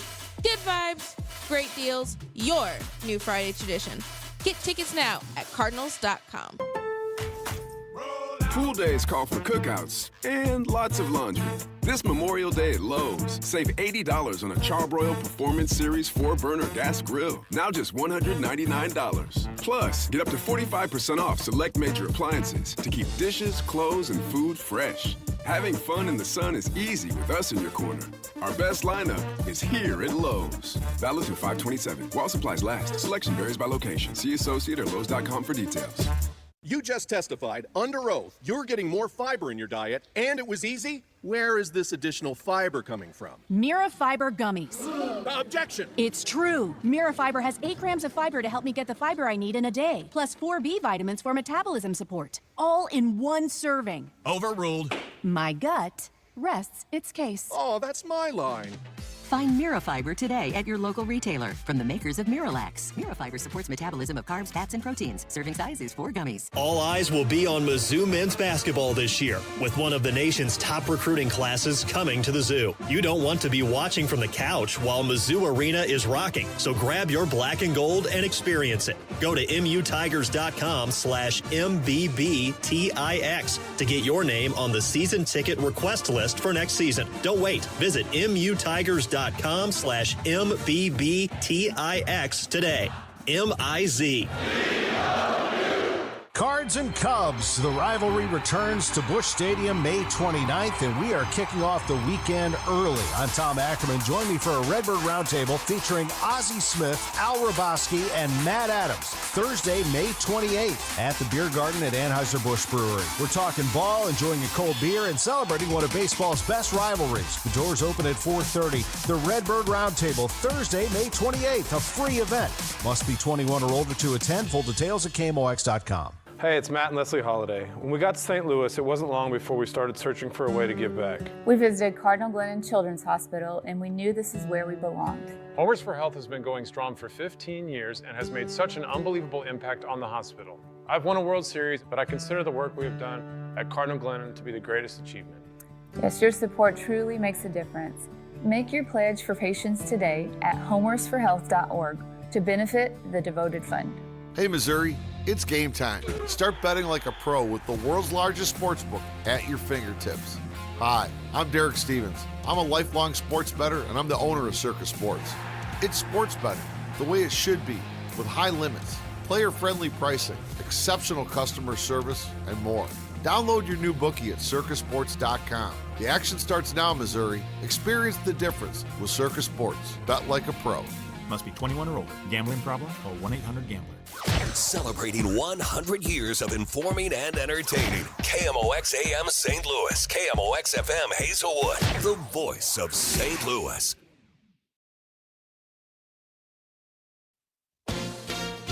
ABC News, I'm Chuck Severson. No more worrying about a levee.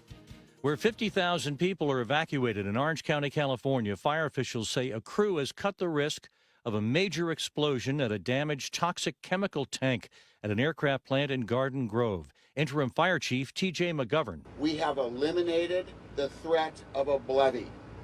That has been confirmed. The threat of a levee is no longer. That's BLEVE. That stands for Boiling Liquid Expanding Vapor Explosion.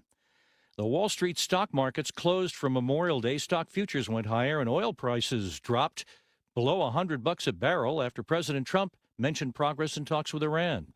The deal being discussed between the U.S. and Iran fails to achieve any of Israel's goals for the war, says Israel's opposition leader. Amid this wet weekend in the east, forecasters warning about flash flooding in the southeast. This is ABC News. Uber and Lyft drivers in Massachusetts have successfully organized. They are now the first rideshare worker union in the country. Massachusetts Governor Maura Healey. We want people in Massachusetts to have the kind of wages that can support their families. A spiritual and moral leader is speaking out about artificial intelligence. ABC's Tom Sufi-Burridge. Pope Leo writing, quote, "We are truly experiencing an eclipse of the sense of what it means to be human," and warning of, quote, "the unbridled promotion and implementation of technology at the expense of human dignity and the damage caused when chatbots and other technologies exploit our need for human relationships." Leo also offering solutions, calling for government regulation and better protection for workers impacted by AI. ABC's Tom Sufi-Burridge. Pope Leo's today also making a historic apology for the Vatican's role in legitimizing slavery and for having failed to condemn it for centuries, calling it a wound in Christian memory. Chuck Sievertson, ABC News. At 6:02, it's a cloudy sky downtown at the Arch. Right now, 78 degrees. How do St. Louis veterans feel this Memorial Day as America enters a new war with Iran? Mixed feelings expressed, ranging from anger at the reason given to enter the war to appreciation for those who are fighting it. Even though we don't have a draft, these guys are, they're doing their best, and they're patriotic people, and they're serving in a war that I would consider unjust. Ones that are fighting right now, they shouldn't be there. That's the way it is. That's the way I feel. I mean, it's something that happened. It's a diversion. It makes me honor them more. They've got a lot more to deal with than they had back in World War II. So far, the United States has suffered over a dozen casualties from the Iran war. Grafton, Illinois now has a national memorial, Pointe du Hoc, at the Visitors Center, marking the start of the D-Day invasion on Omaha Beach in Normandy, France in 1944. This June 6 marks 82 years since the Army Rangers climbed the cliff Pointe du Hoc to take out the German guns. This was a vision of Grafton Mayor Michael Morrow that became a reality a couple of years ago when KMOX first told you about this. June 6th is the dedication day. That day is D-Day. That was selected because it falls on a Saturday this year. And we are going to have the dedication at 9:30 in the morning at the site, where we will dedicate the Rangers on the wall. And at that site, we're going to have as a guest speaker Lieutenant General Hellwig. He's a 3-star general, the Deputy Commander of Transcom from Scott Air Force Base. Morrow tells KMOX he expects 2 World War II veterans, 101 and 102 years young, to be at the dedication. That evening, at the loading dock, there will be a 1940s-era dance. Maria Aquina, KMOX News. A head-on crash on Highway 367 in North St. Louis County left 2 drivers seriously hurt this afternoon. The Highway Patrol says a 26-year-old St. Louis man crossed the center line on northbound 367 south of Chambers Road at about 12:45 and struck an oncoming GMC Terrain head-on. His car then caught fire. Both drivers, the 26-year-old and the 57-year-old man from Blackjack, were taken to Barnes Jewish Hospital. The St. Louis driver, who was not wearing a seatbelt, suffered serious injuries. Firefighters in St. Charles battled a condo fire this afternoon, including working to rescue pets. The blaze broke out at the Sherman Meadows community on Sherman Park Drive. Tenants were evacuated. The crypto ATM company CoinFlip is being sued by Missouri Attorney General Catherine Hanaway. Hanaway alleges the machines failed to disclose costly hidden fees and are a vehicle for scammers to trick their victims into depositing money into their accounts. Hanaway says you'll never need to deposit money into a crypto ATM to pay a fine or to avoid jail time. The government never calls you like that. Okay, you're going to get like a certified mail letter from tax authorities if you've missed your, filing deadline. Hanaway adds she believes these ATMs need to be regulated, but doesn't go so far as to call for them to be outright banned. Taking a look at the traffic map, things appear to be clear. By St. Louis standards, it's been a great Memorial Day, and all is quiet for evening plans with temperatures dropping back into the 70s, partly cloudy skies. 62 will do it for the low. On Tuesday, partly sunny skies, maybe a spot late day shower. Again, a lot of dry time, 80 degrees. Tuesday night, partly to mostly cloudy skies, a couple of late night showers, 65.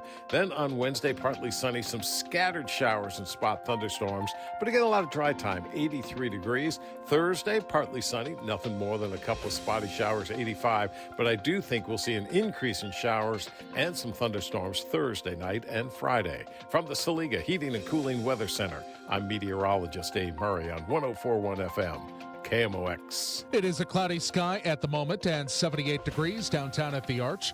I'm Michael Calhoun, KMOX News. Come on, let's get going now. From KMOX Sports, We're primed and ready. All day, baby. Man, let's go. this is the Gray Bar Sports Open Line. Gray Bar, your distributor for electrical and datacom needs. On 104.1 FM, KMOX.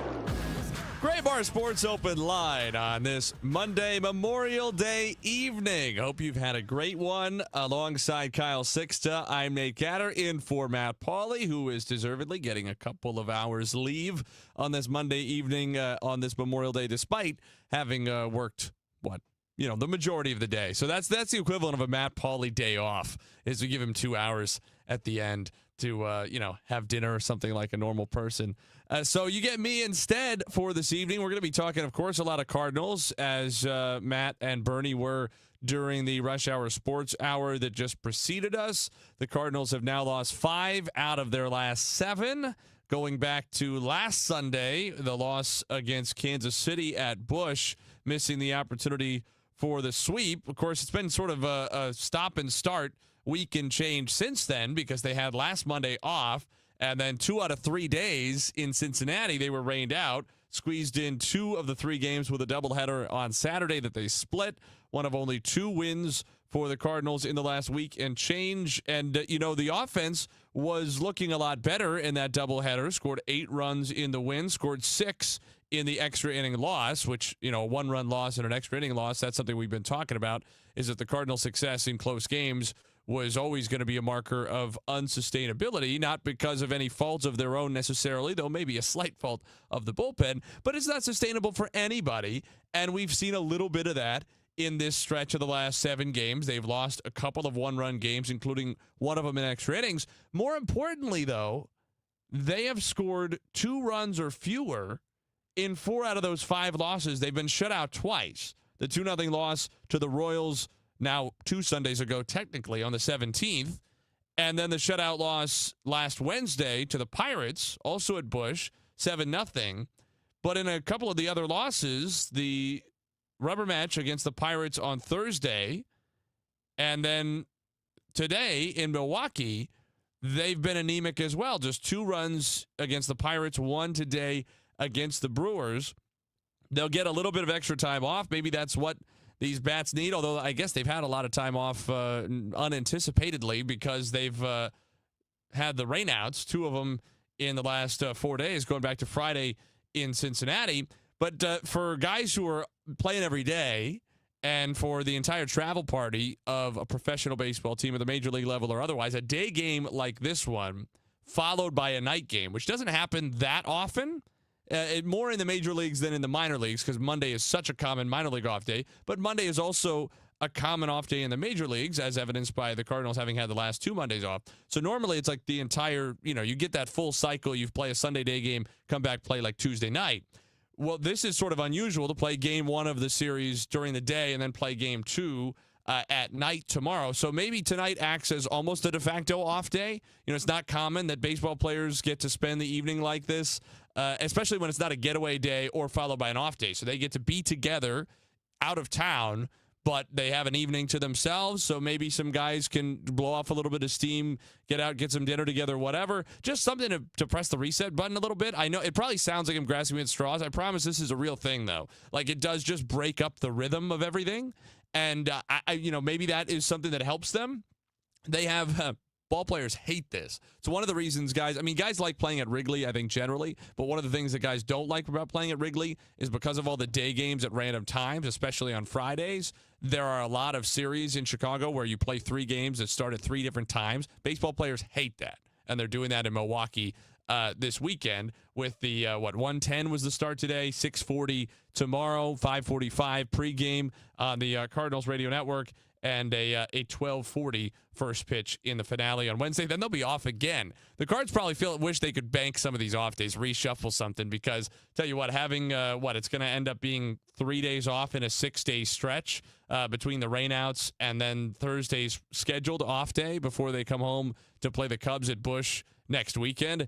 when they're playing 5-game series against Milwaukee at Busch later this year because of those rainouts, when they're having to play 4 games in 3 days against the Reds later this year in Cincinnati because of the rainouts this past weekend, they are going to miss these off days that have been loaded up here in mid to late May and wish they could spread them out a little bit because the Cardinals' schedule is going to get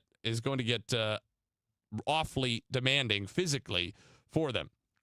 So they're in the middle of not only this stretch that's been sort of the poor offense and kind of stop and start because of all the rainouts, but they're also in a stretch, as we talked about last week on this very program, of playing a ton of division games in a row.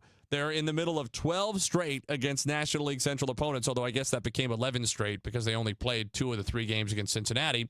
Then they'll have a 3-game respite from the division with the Rangers coming to Busch at the beginning of June before they play Cincinnati in St. Louis to finish out what's going to be a 9-game homestand starting this coming weekend against the Cubs. So it's going to be 11 games straight against the Central, 14 out of 17 against the Central, even subtracting 1 because they only got 2 out of the 3 games played in Cincinnati this past weekend. And so far, not going well for the Cardinals. They've lost 4 of the first 6 in this stretch.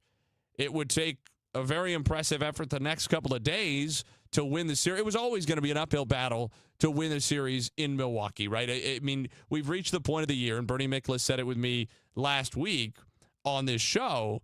We've reached the point in the season where we all say to ourselves, and because of our jobs, we say out loud, we underestimated the Brewers again. We need to stop doing that, right? So we're at least not going to do it for the rest of this year. We're at least not going to do it in this moment, because the Brewers are just doing the same thing that they always do and always find a way to do. They're playing good baseball. They're a very difficult team to beat in Milwaukee. And so, you know, if the Cardinals don't win the next 2 games, looking at back-to-back, or rather, 3 straight series losses, I guess it's a split with the Reds, but 3 series since winning one, going back to Kansas City, it'll be a 2-week absence, and they would have a lot of pressure on them then for what's feeling like a very big series against the Cubs when the Cardinals return to St. Louis this coming weekend. So we'll talk about all of that. I specifically want to dive into Matthew Liberatore a little bit and some of the numbers on him and why his statistical profile is looking a little bit confusing. We'll talk about the offense as well. Lynn Worthy, who covers the Cardinals, is going to be with us in just about 6.5 minutes on the other side of this first break, and we're going to discuss with him. We also, in more positive St. Louis sports news, the St. Louis City run of form has continued, and going into the World Cup break, had a resounding win at home over Austin. We will visit with Mr. Soccer Bill McDermott at 6:35 to talk about a very, very good month for St. Louis City, a team that now all of a sudden finds itself in the Open Cup semifinals, though those won't be played until September, and pushing for a playoff spot going into this World Cup break, which maybe is ill-timed for them, considering how well they've been playing here of late. So quickly, before we take a break, let's just set the stage for Matthew Liberatore and that conversation, because that's something that I want to get to with Mr. Worthy here in just a few minutes. Matthew Liberatore, on the one hand, is pitching worse this year than he has in any season as a full-time starter, really in any season at all since 2023, which was just his second year in the big leagues. Last 2 years, 24 and 25, an ERA of 4.4. That was primarily out of the bullpen. Then 4.21 last year as a true full-time starter for the first time when he started 29 games and looked like his career was on really a compelling trajectory because he is still a young guy. He's still 26 years old until November. He'll be 27 in November. So this is still a young guy, not in the sense of inexperienced or, you project a huge amount of growth, but in his age 25 season, a 4.21 ERA across 29 starts, that'll play, right? You're thinking, okay, even if this is a guy who lives in the low 4s, can work with that. There's a spot of the rotation for a guy who's going to pitch to a 4.2 for 5, 7, 9 years, whatever it might be, let alone the fact that he was on an upward trajectory, and maybe you could sneak that down into 3.8s, 3.9s, and you've got a guy you feel really good about as a mid-rotation starter, because I've always felt, to the eye test, that there was a lot there with Matthew Liberatore, that you could just see the big league starter he was capable of becoming. Well, this year, it is not going that way. 2-3 with a 4.76 earned run average across his first 11 starts. what's weird about it, and why I say his statistical profile doesn't really make sense, and it's why we want to ask somebody like Lynn Worthy, who's a little more up close and personal with this team, what he makes of it, because Liberatore has struck out 53 batters this year in 56 and 2/3 innings.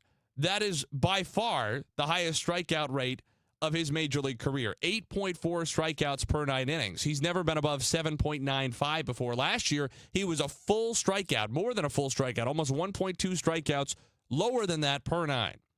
So he is missing bats in some sense, in the strikeout sense, at a dramatically higher rate, and that's been particularly true in these last couple of outings. We've seen it. He struck out a career-high 10 today. He struck out 9 in his last game. The strikeouts are there, 19 Ks over 9 2/3 innings across his last 2 starts. That's more than 17 strikeouts per 9. That is a phenomenal number. Incredible, especially for a starting pitcher. And yet,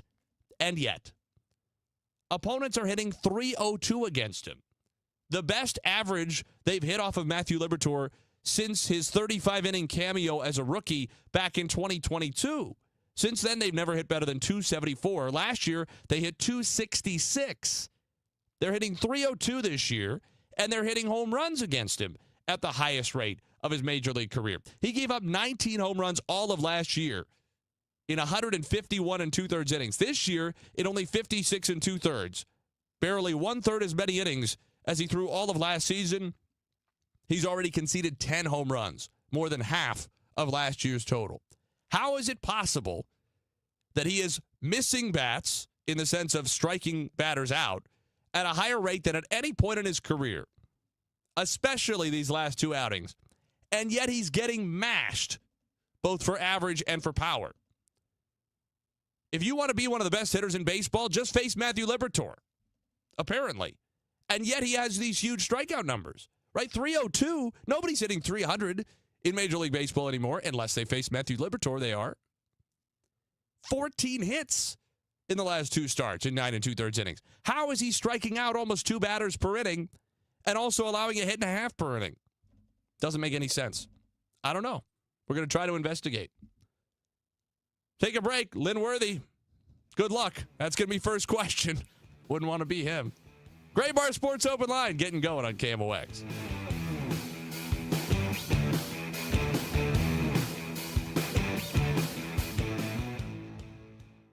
In a world in need of a hero, one man rises to the challenge in style.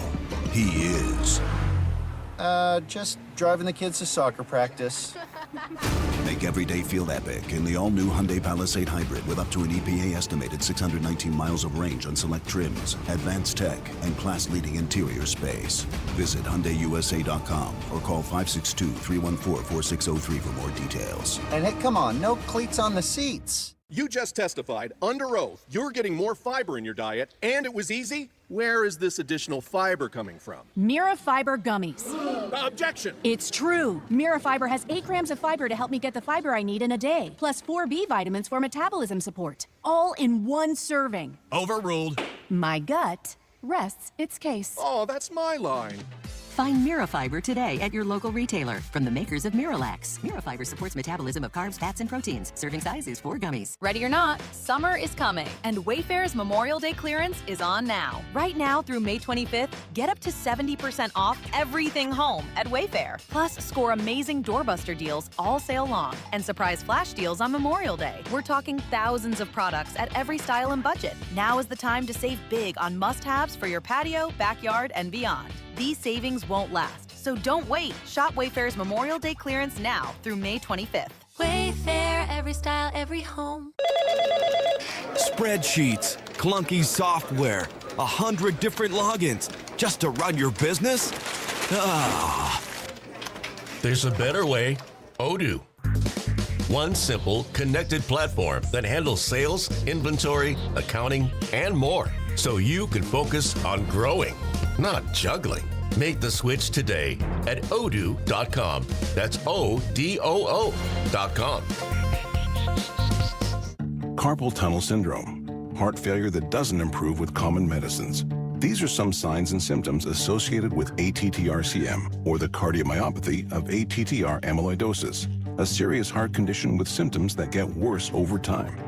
Amvuttra, vutrisiran, is a prescription medicine given by a healthcare provider that treats ATTR-CM in adults to reduce heart-related death, hospital stays, and urgent visits. In a clinical study, Amvuttra was proven to help people live longer and have fewer heart-related hospital stays and urgent visits over 3 years compared to placebo. Amvuttra lowers the amount of vitamin A in your blood, which can affect vision.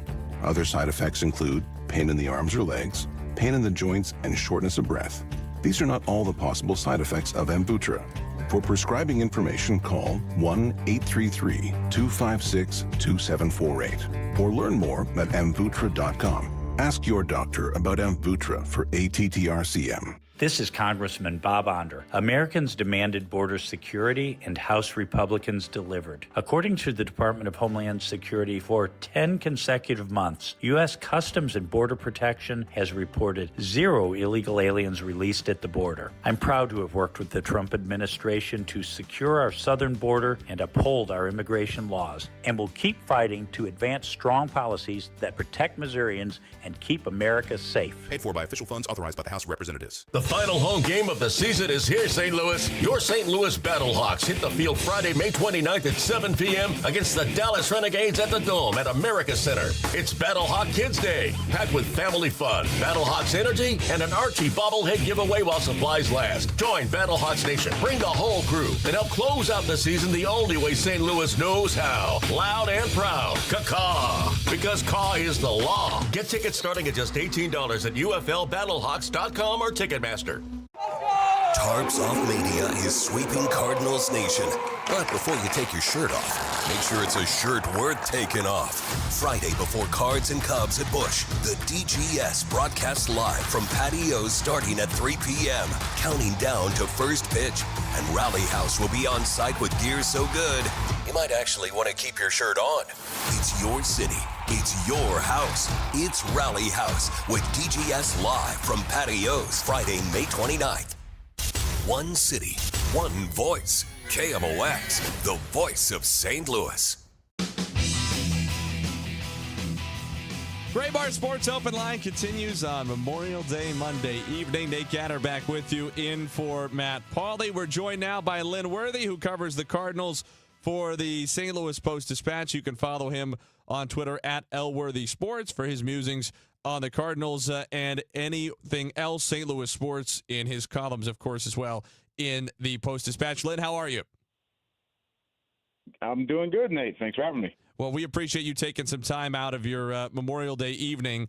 And I was telling the folks at the end of the last segment how mystified I am by the Matthew Liberatore statistical profile this entire season, and it's only been more extreme the last couple of starts, right? He's striking out batters at a rate he never has in his whole career. He's increased his Ks per nine by almost 1.2 from last year, his first as a full-time starter. The last two outings, he struck out 19 batters in 9 2/3 innings, and yet for the entire season, batters are hitting .302 against him, a number they haven't approached in years since his rookie cameo, and they are hitting home runs against him at a rate dramatically higher than last year. Not that far off, twice as often as they were hitting him against him last year. How is it possible that Matthew Liberatore is both striking out a lot more hitters than he ever has, but also getting hit harder than he ever has? Well, clearly the fact that he's getting the strikeouts indicates that the stuff is there. The home runs, you figure some of those are a matter of location. Some of those are, whether that's bad luck. I mean, you look at some of these individual outings and his last few, it seems like the one inning has been, the thing that's gotten him. Because, that's the third start in a row where it's been, the majority, if not all of the runs have come in one inning. And obviously you can't take that inning away, but it's that thing where it's, okay, if that one inning turns out differently, then we're talking completely differently about his last three starts. But obviously they haven't, because, you go back to the Athletics and it's 4 runs he allowed. I believe all 4 came in one inning. The Pirates, 4 runs allowed all in one inning, and then, of course, 3 runs in the first inning today. So to me, that's just a matter of, getting through certain spots in an outing and changing the entire outlook of an outing. And right now he's just not getting through those. Whereas, a couple starts before that, obviously against a lineup like San Diego or the Dodgers, he had solid starts. So it's there. It's just a matter of putting it all together and getting, whether that's turning the lineup over a second or third time, which in a couple of those outings it was late in the game, but obviously today they get him in the first. So I'm not entirely certain what I would say as far as just how to iron that out, but obviously the tools are there for him. Yeah, it's a good point that you make, too, today. I mean, I always think it's impressive in some sense when a starting pitcher can struggle the way that Libby did in the first inning and then recover and give, unquestionably 4 quality innings after that. It keeps the Cardinals in the game, helps protect the bullpen to some degree. So, certainly take nothing away from the recovery that he had after that first inning. And the other side of this coin is that the offense has not been very good. I mean, this is really the entire month of May, but certainly during this stretch of 5 losses in their last 7, they've had a couple of offensive bursts. In fact, they've scored 6 or more in 3 games, but they've been held to 2 runs or fewer in the other 4, including a couple of shutouts, and they had just the 1 run today. Where are the concerns or your concerns the most grave with this offense right now? If you look at just this recent stretch, overall going into the season, I think there was some question about, okay, where is the consistent run scoring going to come from? And even the way they've scored runs this season, I think going into today, they were top 10 or 11 in runs per game. So they've found different ways. It's not as though they've had, just one person. Obviously, Jordan Marcus had an outstanding season, but it's not as though they've just relied on one person for all the run scoring or for all the production. That being said, when they're able to get a little bit more production from that bottom half of the lineup, when it's giving you nothing, those are some of the games that have really jumped out. Usually the top 4, the Weatherholt, Herrera, Burleson, Walker has been pretty steady. But when that bottom half really isn't giving you much, then those are the games that become a little dicey.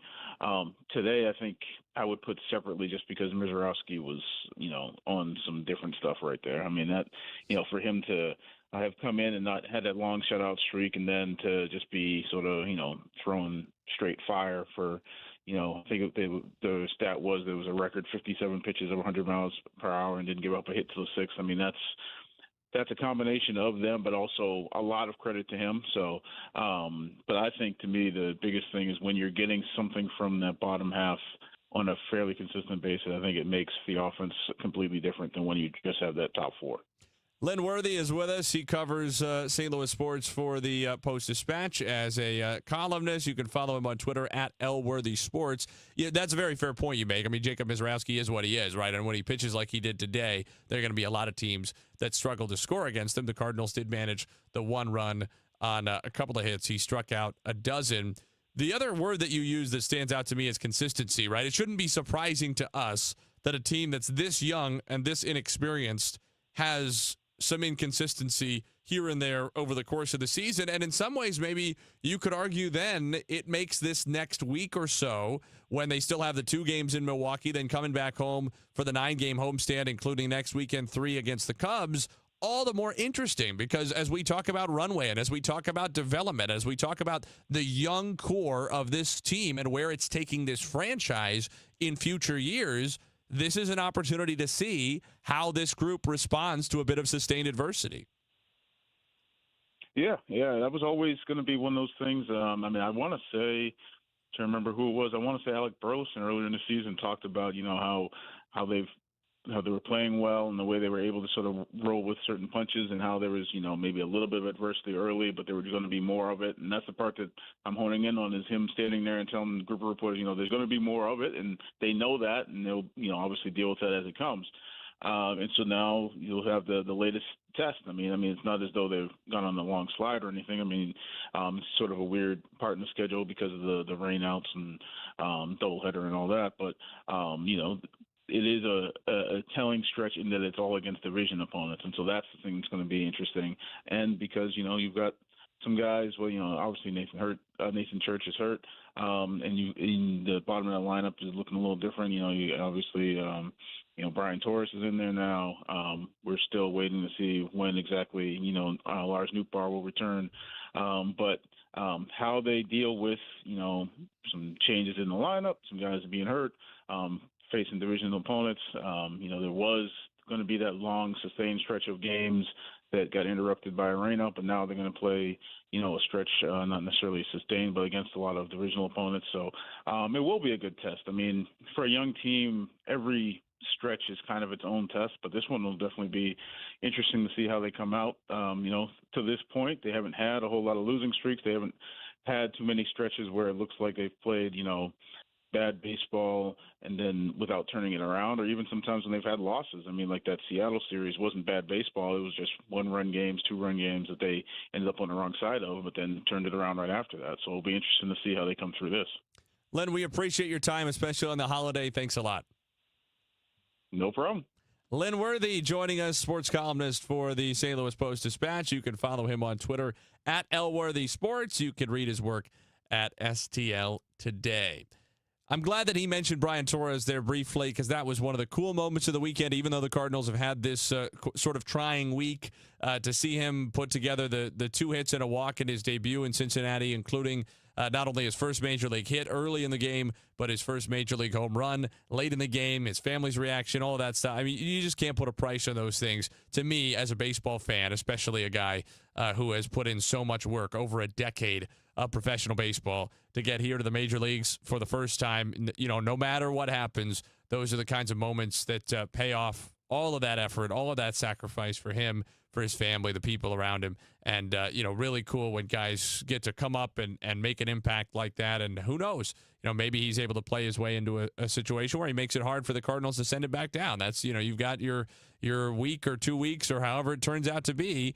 And you just do what you can to try to make it difficult for the big club to part ways again and send you back to Memphis. We'll take a break. Bill McDermott's going to be with us on the other side, talking St. Louis City, coming off the resounding win in Austin, continuing a hot run of play for them over the last month and change. Unfortunately, heading into a lengthy break for the World Cup, so we'll see if they can carry it over. But all of that conversation with Mr. Soccer and more coming up. Gray Bar Sports Open Line continues next.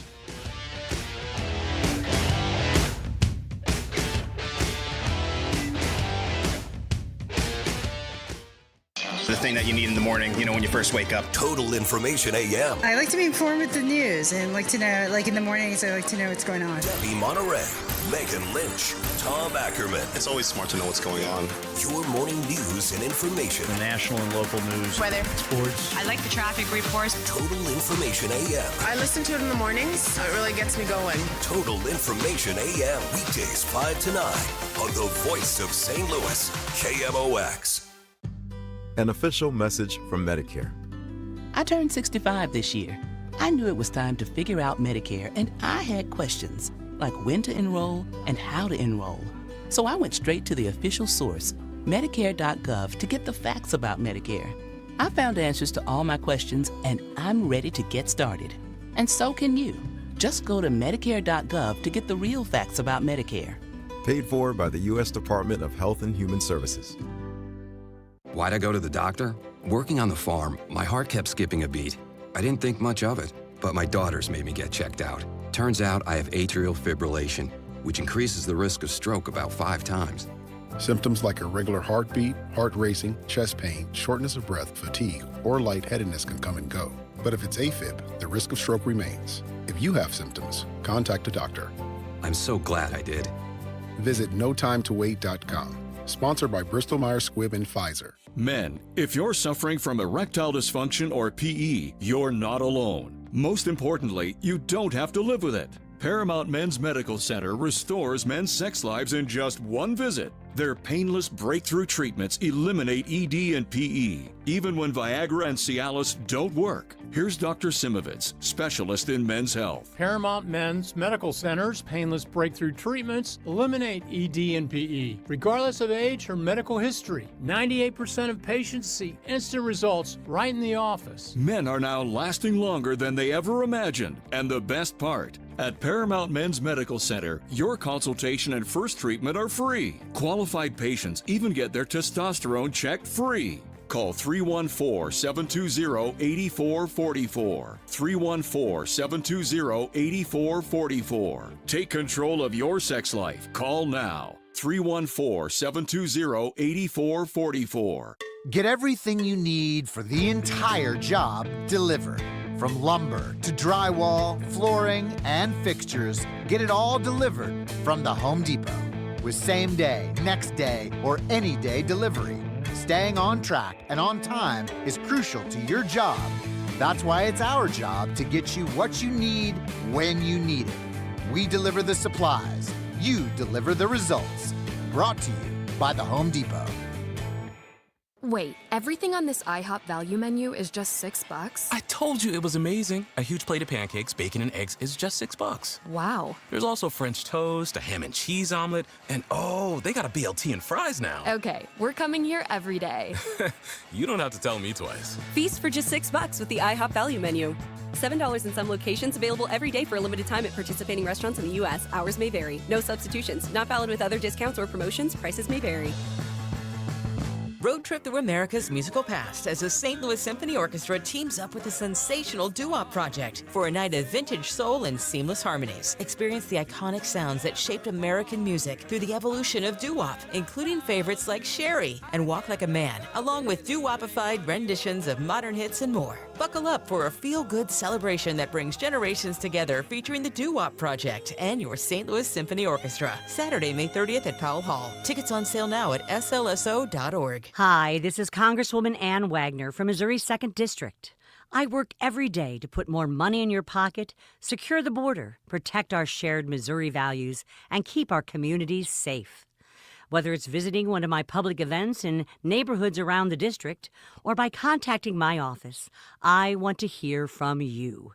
If you need help with a federal agency, please contact me at wagner.house.gov. Paid for by official funds authorized by the House of Representatives. Staples presents Celebrations Made Easy. I went to Staples for a custom printed graduation banner and invites and saw that Party City is now at Staples. Wait, what? Party City is now at Staples. So now Staples has balloons? Yep. Decorations? Yes. Streamers, cups, table covers? Yep, Staples has everything for a party. And now buy two, get one free on select foil balloons. Holy confetti! So the best party started at Staples. That was easy. In 613 select stores, exclusions apply. In-store or buy online. Pick up in-store only. Get inside your Redbirds in the 2026 season every Tuesday at noon. It's All Access with Cardinals manager Ollie Marmol on your voice of the Cardinals, KMOX.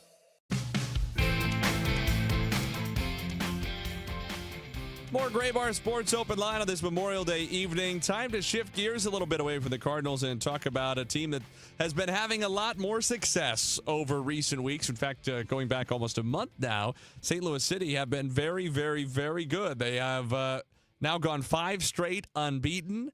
They have had a result of some kind in 6 of their last 7, 5 wins out of those 7 games, and the only team that beat them in the last month was Austin on the road.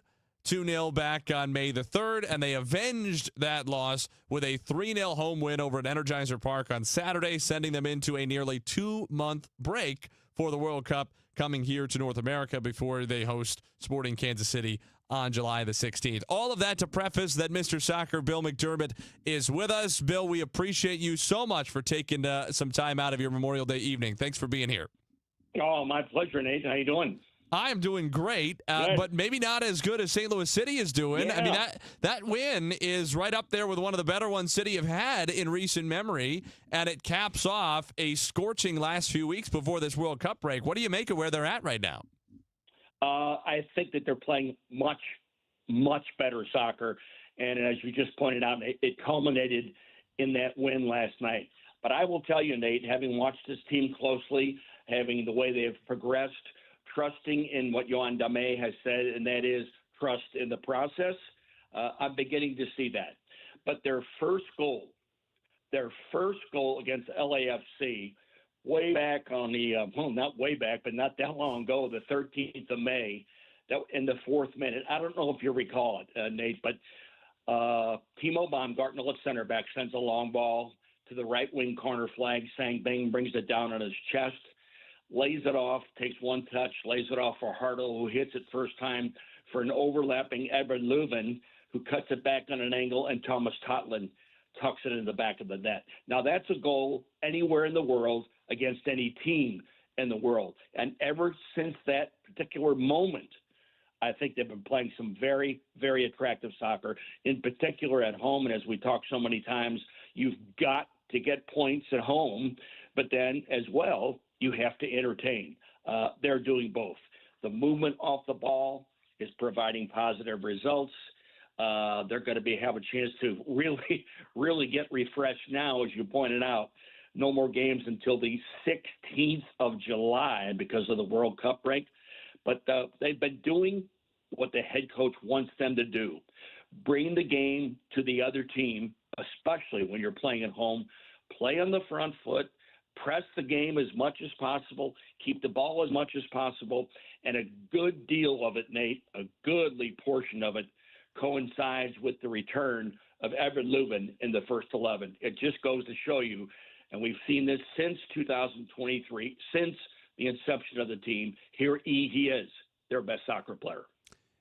I want to first touch on, you mentioned two really worthwhile things there, but I want to touch on the coaching situation with Yohan Demay. Obviously, his first year, approaching the midway point of year one now. Do you chalk most of this up to exactly that? The players getting their feet underneath them in this system, having trusted that process, and now we're seeing maybe not the fruition of it, but at least the progress of it? I think so, Nate. And you look back at this team maybe a month ago, if like Saturday against Austin, where in the first 10, 12, 15 minutes, it looked like Austin looked like the 70 Brazilians. City couldn't get the ball away from them. They were taking the game to City at home. You don't want any part of that scenario. But then they totally snapped out of it by everybody getting involved. And by that, I mean certain players that you haven't seen contributing to the offense on a regular basis, and namely Edelman. I think Edelman in the center of the field has been playing superbly, finding people in very, very difficult positions, but nonetheless, he's doing it with early 1- and 2-touch passes behind the defense. He's waiting for people to run without the ball. He's rewarding them farther running, and a goodly portion of the time, the age-old adage, Nate, in soccer, we've seen this a number of times with City. Who's the most dangerous person? It's the person without the ball, and they're making the game for City. There's no question in my mind that the spine of this team is in the best place it's ever been in the short history of the club, between the stability they have at center back and then especially, as you mentioned, the quality they're getting from midfield, which you figure will only increase as Edward Leuven continues to get his legs fully underneath him, his fitness fully underneath him as he returns to the field in earnest. The big question mark, though, that has remained a question mark despite the success of this last month is up top at striker, where I don't know that anybody feels confident that Cordova is the answer. Simon Betcher has been plagued by an inability to finish. I think everybody appreciates him for his work rate and his intensity and all of the things that he does, both offensively and defensively, without the ball. But obviously a number 9's primary job is to put the ball in the back of the net, and he hasn't been able to do that at a very high rate. How concerned are you as we look forward about City needing to find an answer at striker and the fact that that answer might not be on the team right now? In answer to your particular question, Nate, that's what every team in the world wants. Well, maybe a team that doesn't have Harry Kane or Messi or Ronaldo or Kylian Mbappe. Everybody in the world is looking for a legitimate number 9 who, when they step foot on the field, they are immediately dangerous. You get a player like Erling Haaland from Man City and Norway. You know that somehow and in some way he's going to affect the outcome of the game. But you detail what City has going for it nicely, because in the back they're solid. They're very strong with their 3-back system.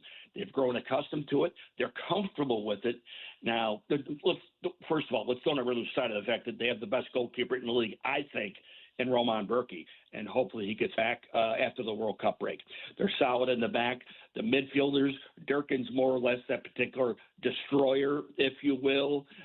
They have a runner in Edelman who does a lot of things without the ball, and they have the craftsman, the guy who's going to carry the piano with other players, but then also be able to play it in Edward Leuven. Now, that leaves the players up front, and they are still looking for that legitimate goal scorer, because all you got to do is look at the statistics. They have 16 goals scored this year in 14 games. That's second lowest in the league, only to Kansas City. So, yes, in answer to your question, Nate, no, I don't think that particular player may be on the team right now. You mentioned Simon Betcher. He's doing so much without the ball, but he really seems to be star-crossed with reference to getting it into the back of the net. He's doing a lot of great things with and without the ball. Sergio Cordova, I don't think we've ever seen enough of him, and when we have, the consistency has been fairly erratic.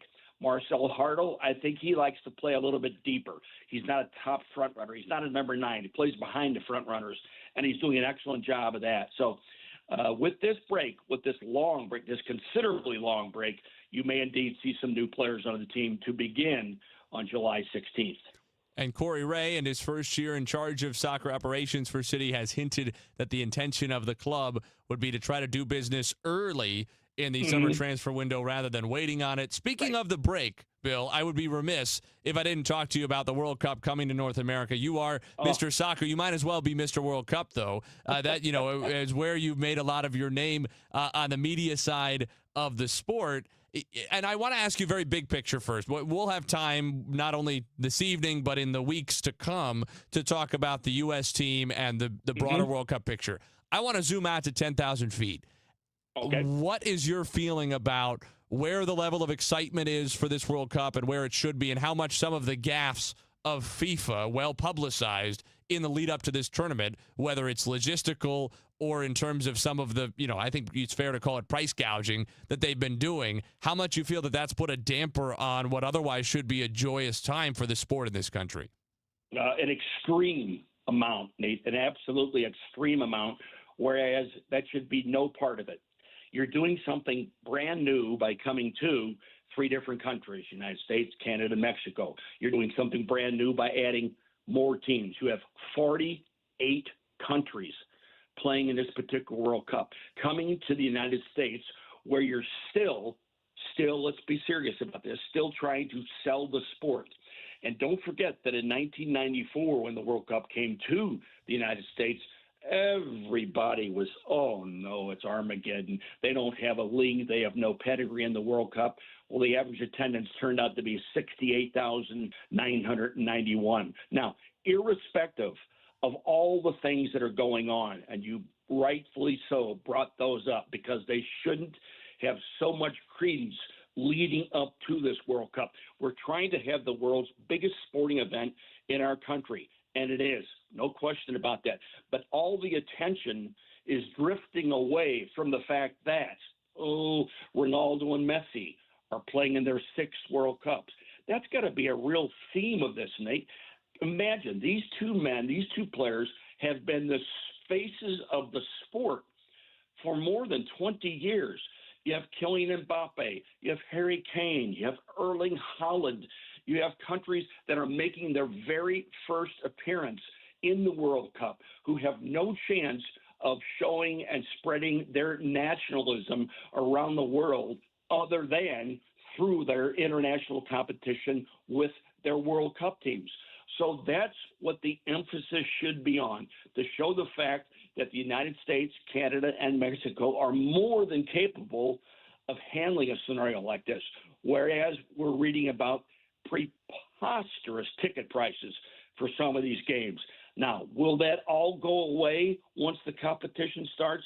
You know what, Nate? In past World Cups, when there has been similar things like this, in other words, off-the-field antics by either FIFA, venue committees, host countries, those seem to have all gone away.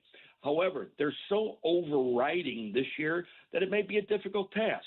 But once the United States plays in that first game on the second day of competition against Paraguay, out in Englewood, it may indeed change. We are very, very excited for that. And, Bill, I imagine you're going to be making quite a few appearances on this station between now and then, and betwixt those U.S. games, however many there might be when the World Cup does indeed arrive this summer. Saying this summer sounds silly. Next month when the U.S. are in action. We appreciate it, Bill. Thanks so much for being with us, and we look forward to all of those conversations to come.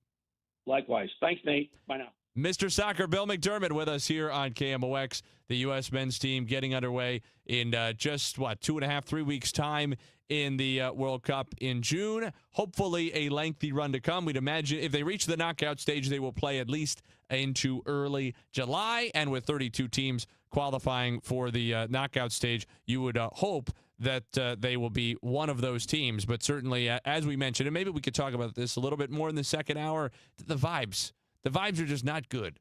They're not what they should be. And, I'm the target audience. And they're not what they should be right now. But we appreciate Bill for being with us and illuminating all of those things, because there's just so much excitement. There should be so much excitement around this team and this event coming this summer. And hopefully some of those issues, well publicized as they have been and deserve to be, will not overshadow what is still ultimately a fantastic sporting event that we only get every 4 years. We'll take a break, wrap up the first hour after this on KMOX. Ready or not, summer is coming, and Wayfair's Memorial Day clearance is on now. Right now through May 25th, get up to 70% off everything home at Wayfair. Plus, score amazing doorbuster deals all sale long and surprise flash deals on Memorial Day. We're talking thousands of products at every style and budget. Now is the time to save big on must-haves for your patio, backyard, and beyond. These savings won't last, so don't wait. Shop Wayfair's Memorial Day clearance now through May 25th. Wayfair, every style, every home. Too many tools, too much stress, and way too many bills. Odoo replaces it all. One connected platform for every part of your business, so you can work faster, smarter, and for less. Odoo, the only software you'll ever need. Try it free today at odoo.com. That's ODOO.com.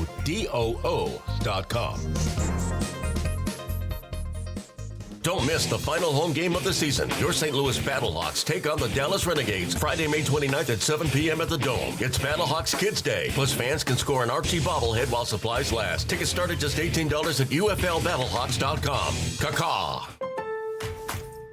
This Memorial Day, make your home the one neighbors notice. At Lowe's, when you have a budget, we have extra big deals. For a very limited time, get 50% off all Holland pavers to reinvent your outdoor space. Plus, keep it fresh around the house with your choice of a select Ego 56-volt trimmer or blower kit for just $169. This Memorial Day, our best lineup is here at Lowe's. Valid through 5/25. Excludes Alaska and Hawaii. Selection varies by location while supplies last. Why'd I go to the doctor? Working on the farm, my heart kept skipping a beat.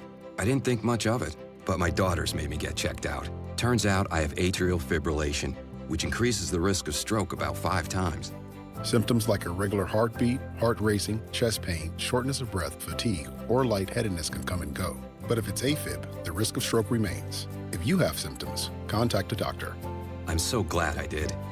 Visit notimetowait.com. Sponsored by Bristol-Myers Squibb and Pfizer. Kicking back on your patio with a nice cold beverage, listening to the game, enjoying family and friends, a little barbecue, maybe the shade of the pergola. Who knows what your outdoor space looks like? Or maybe it doesn't look like much and you need some help. Call Chesterfield Fence and Deck, the sign you have the very best. They're like your summer headquarters to make sure that your outdoor space is ready for all the celebrating or relaxing that you have planned. Chesterfield Fence and Deck, the sign you have the very best for 58 years. A family-owned local company that does quality work, and that makes it a real value, because when Chesterfield Fence and Deck does your project, it is going to last for years to come. And they'll offer you 48 months interest-free financing if you mention me, Debbie Monterey, sent you. So you can visit them in person in the Chesterfield Valley or online right now at chesterfieldfence.com. Chesterfield Fence and Deck, the sign you have the very best.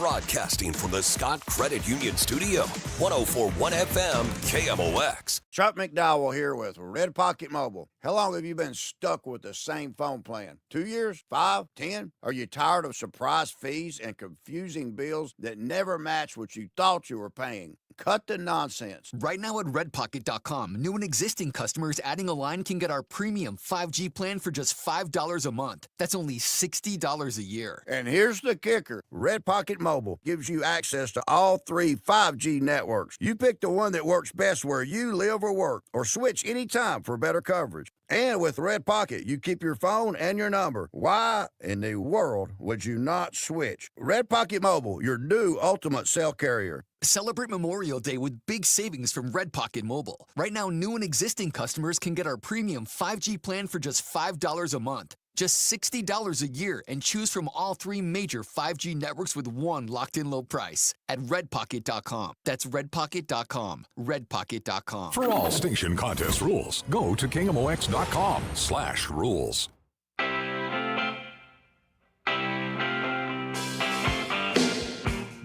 That's all for the first hour of Gray Bar Sports Open Line here on KMOX. Nate Gatter with you in for Matt Pauley. We will have Michael Calhoun with the news in moments. And then the second hour to come, Gracie Barra of Channel 4 KMOV will be with us during that second hour, talking about the Cardinals and St. Louis City. Maybe ask her about the Indianapolis 500 as well. She was there, and she's an IU graduate, so we can discuss a little bit of that as well coming up in our second hour. Producer Kyle Sixto will have his thoughts on the Cardinals as well. I'm sure he's got at least one crazy take you'll have to be with us to hear. News is coming up next. Gray Bar Sports Open Line continues after on KMOX. Time now for today's Spotlight on Tech, sponsored by Red Pocket Mobile. Google Search is getting its first overhaul in 25 years. Alphabet announced that the Google Search box will be powered by Gemini 3.5, the company's latest AI model, adding video generation and video editing capabilities in search. Google says Gemini usage has grown 700% in 2 years, with more than 900 million active users on the Gemini app compared to 400 million last year. I'm Jason Brooks.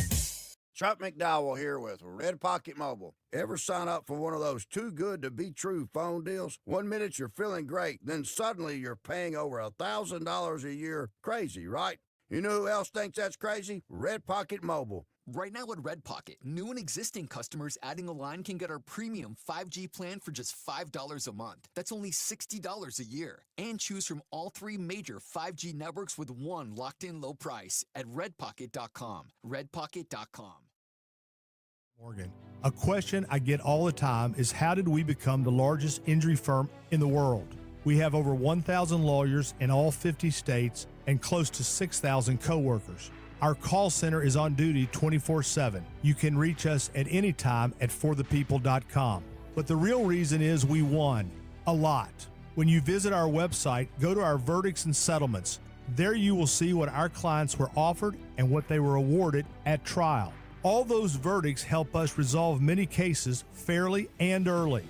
You see, nothing beats reputation. The insurance industry knows who we are. We even have insurance adjusters call us for representation because they know too. We've made it easy. On your mobile device or computer, go to forthepeople.com and we will get busy. It's that easy. Call today. Morgan & Morgan, For the People.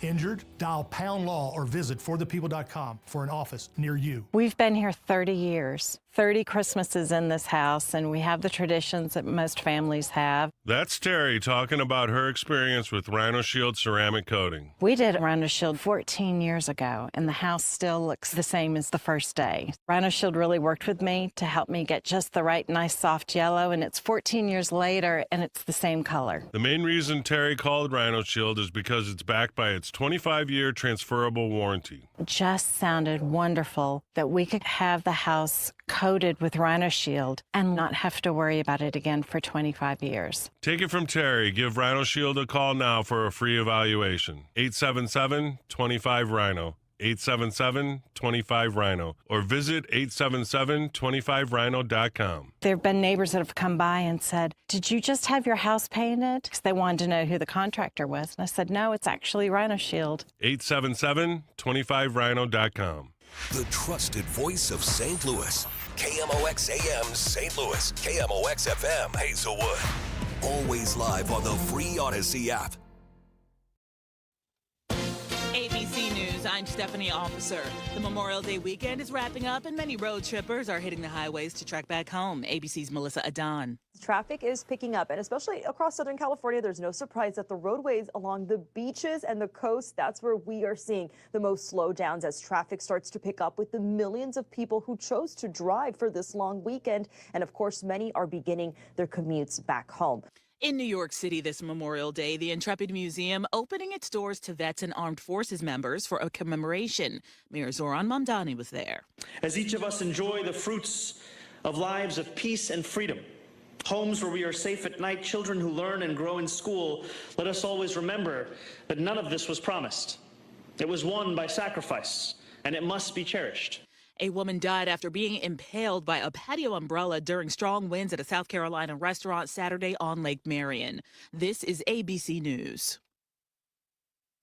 A different kind of global sports competition has wrapped in Las Vegas, the Enhanced Games, which encourages the use of performance-enhancing drugs. The president of World Athletics saying no one within athletics takes the Enhanced Games seriously. But athletes claim the money offered by the Enhanced Games was too good to pass up. Winners of each event walked away with $250,000. And breaking a world record results in $1 million payday.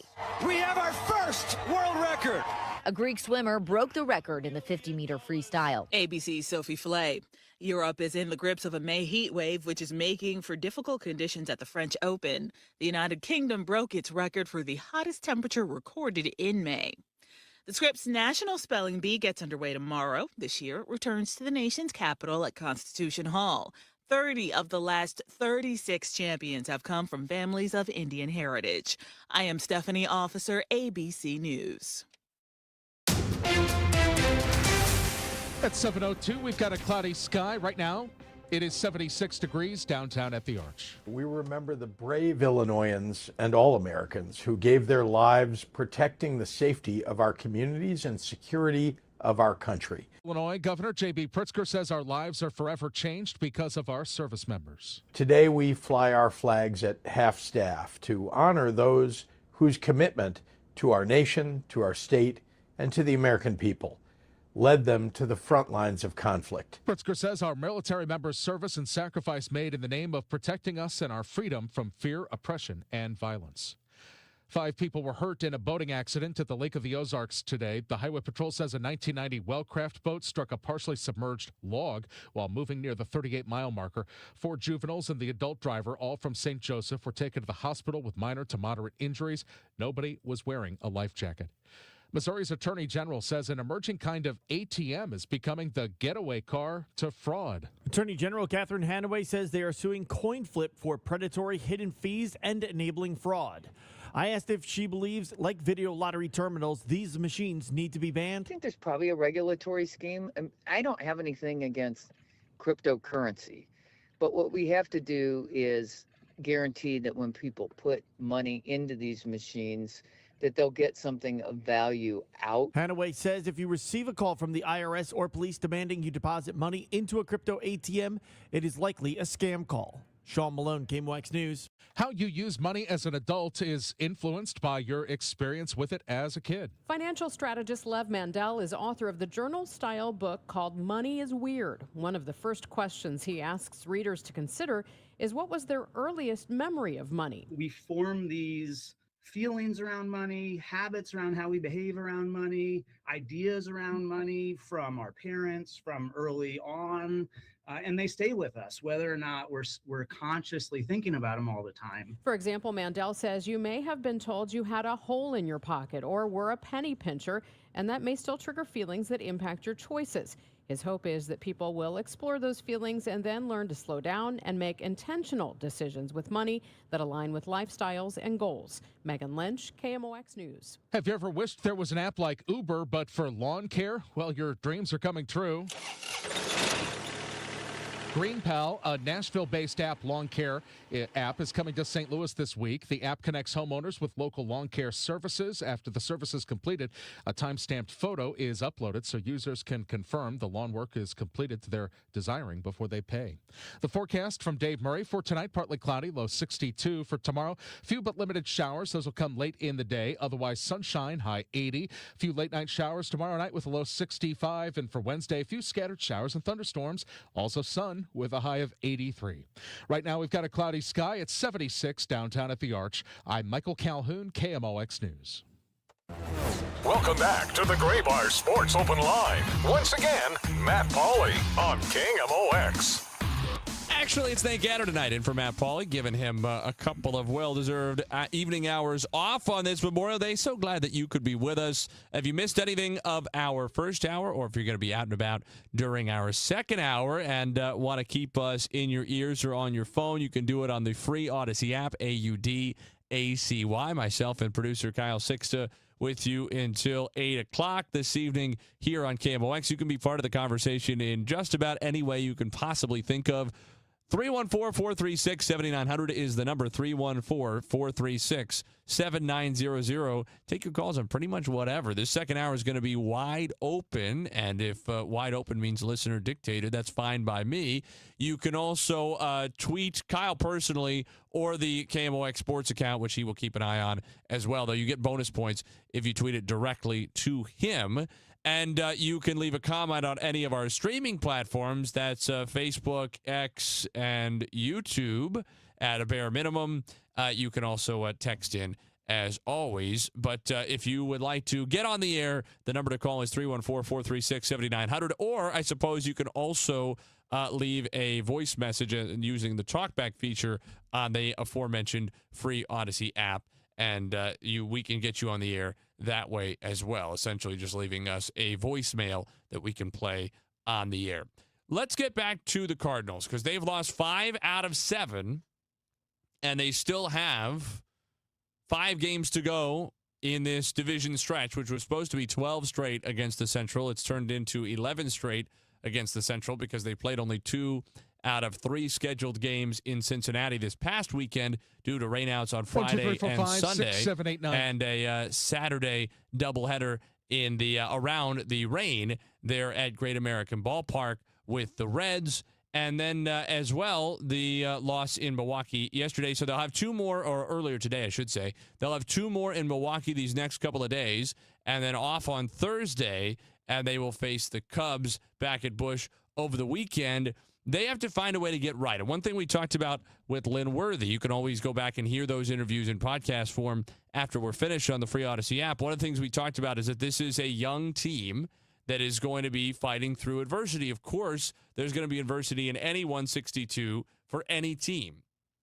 But in particular, for a team that is relatively young, and I think it's important to qualify young. It's not only actual age. It's not even actual experience exclusively. They are relatively inexperienced. It's also that the guys who do have experience, talking about guys like Ivan Herrera, Jordan Walker, Alec Burleson, Nolan Gorman, guys who have been in the major leagues now for several years, but who are in different positions in the hierarchy than they've ever been. Right? Those guys have been the young guys before. Now, all of a sudden, they're the established, middle of the lineup, count on them every day kind of quote-unquote veteran players. On the continuum of Cardinals position players, it doesn't take a lot of service time to be a veteran right now. If what we mean by veteran is you're among the, top half of experience, or in the top quartile even of experience. Those guys are in that category because there's just not a lot of experience on the roster. So I think it's fair to say that almost everyone on this team is inexperienced in some sense, at the very least inexperienced in their role. And so dealing with this kind of adversity is going to happen probably more often because you just have a team whose outcomes are going to have a slightly more deviation from whatever their true level is. That's just how youth and inexperience tend to work in any field of endeavor and in anywhere in life. And then are going to be more tested in how they deal with it because they're going to be dealing with it, the adversity that does come along, in roles they haven't been in before, whether that's doing it under the spotlight in the big leagues for the first time, period, like somebody like J.J. Weatherholt is, or whether it's doing it as one of the faces of the lineup in the way that Jordan Walker and Alec Burleson and Ivan Herrera are, having not really done that before. Jordan Walker is the only one you could maybe say has kind of done it because he's done it under the spotlight of being a top prospect who received a lot of hype when he was getting to the majors. So I suppose being a middle-of-the-order bat is not a whole lot different. Either way, the spotlight is awfully bright. But still, they're relying on him to a greater degree than they ever have at any other prior point of his career. So I don't think it's that surprising that they would have little swoons. And I think in some ways, it makes the next week or two to come, especially because they're coming into a 9-game homestand to start against the Cubs this weekend, that much more compelling as a fan. Because remember what we were talking about before the season, what we've continued to talk about the entire year, which is that this year, even though it's almost comical because and it's so ironic to say it after how much we've used this word the last couple of years and then not really followed through on it, this year was going to be all about runway. It was going to be all about giving, in some ways, a last chance to some of these guys, right? I mean, I think Jordan Walker coming into this year, it felt like, all right, last chance. If you're going to be that guy, this is it. And he's taken that chance and then some, right? When people were talking about that guy Jordan Walker could be, they weren't even talking about a guy who's been this good, right? He has been so phenomenal. And I get it's still a third of a season or so, but it's not a small sample size anymore. It's not an entire season, but it's not a small sample size. And the guy is raking. So we were talking about that kind of runway. Well, part of runway and part of development, the fun part, is what we've mostly seen so far this year, which is that you put the bat in the young guy's hands. You say, go out there. We're putting our faith in you. We're going to give you time. You're going to get every single night, you're going to be in the lineup card. And you're going to get a chance to take your 3, 4, 5 plate appearances every single night. And we're going to see where we are at the end of the year. So let that pressure lift off of you a little bit. Go out there and do what you can. And the fun part is when they go out there and exceed expectations. And a lot of guys have done that for the Cardinals this year. The team, therefore, has done it as a collective unit by a good stretch. They are vastly outplaying preseason expectations, even with 5 losses in their last 7. They are still in a playoff position if the season ended today. So it's easy then to be frustrated because this part is not as much fun as the first part, which was just exceed expectations all the time. Everybody's so thrilled. Wow, can you believe this is our life? Looking around, this is so brilliant. The Cardinals are so great. Everybody's taking their shirts off. What could be better than this, right? Just, what a great time. Now they're hit the skids. But I think you could argue that this is actually more important. That this is what we came into this year for. Is that these guys were going to get in this kind of situation. What do I care who the young guys are when everything's going great? When somehow they're winning basically every close game in which they're involved.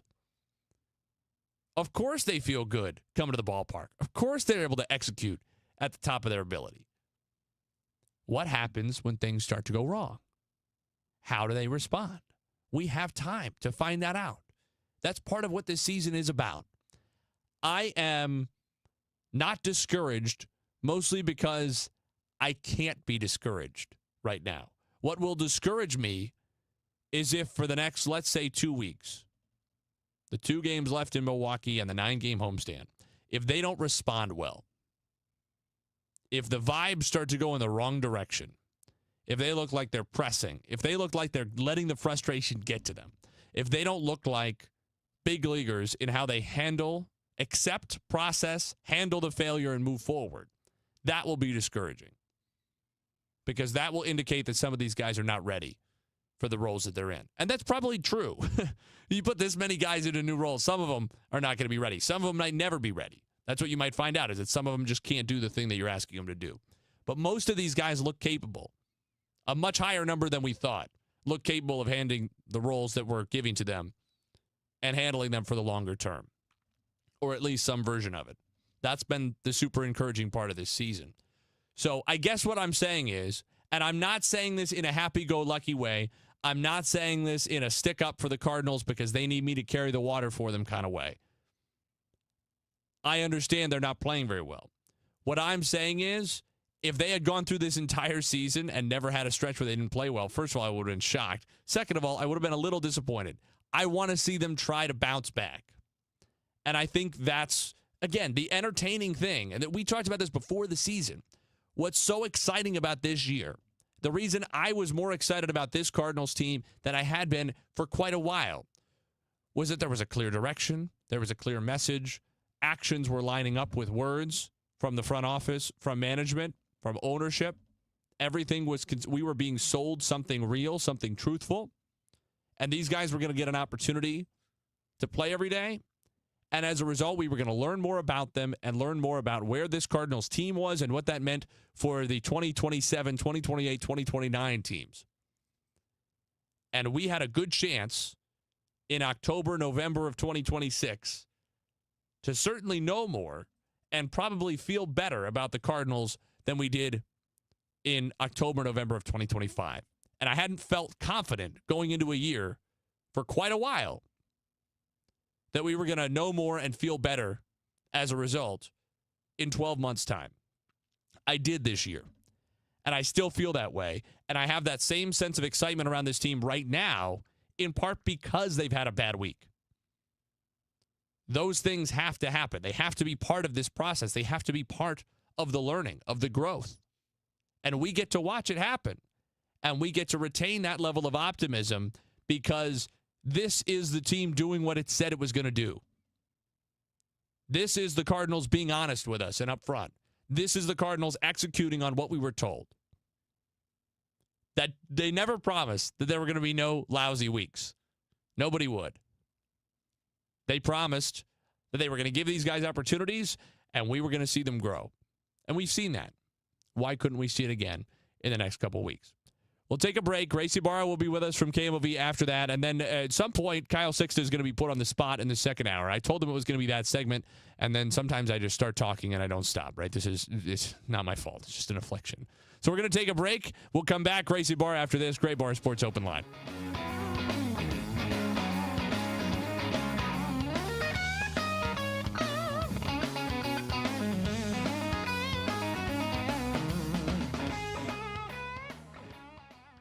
Chuck McDowell here with Red Pocket Mobile. How long have you been stuck with the same phone plan? 2 years? 5? 10? Are you tired of surprise fees and confusing bills that never match what you thought you were paying? Cut the nonsense. Right now at redpocket.com, new and existing customers adding a line can get our premium 5G plan for just $5 a month. That's only $60 a year. And here's the kicker. Red Pocket Mobile gives you access to all 3 5G networks. You pick the one that works best where you live or work, or switch anytime for better coverage. And with Red Pocket, you keep your phone and your number. Why in the world would you not switch? Red Pocket Mobile, your new ultimate cell carrier. Celebrate Memorial Day with big savings from Red Pocket Mobile. Right now, new and existing customers can get our premium 5G plan for just $5 a month. Just $60 a year and choose from all 3 major 5G networks with one locked-in low price at redpocket.com. That's redpocket.com. redpocket.com.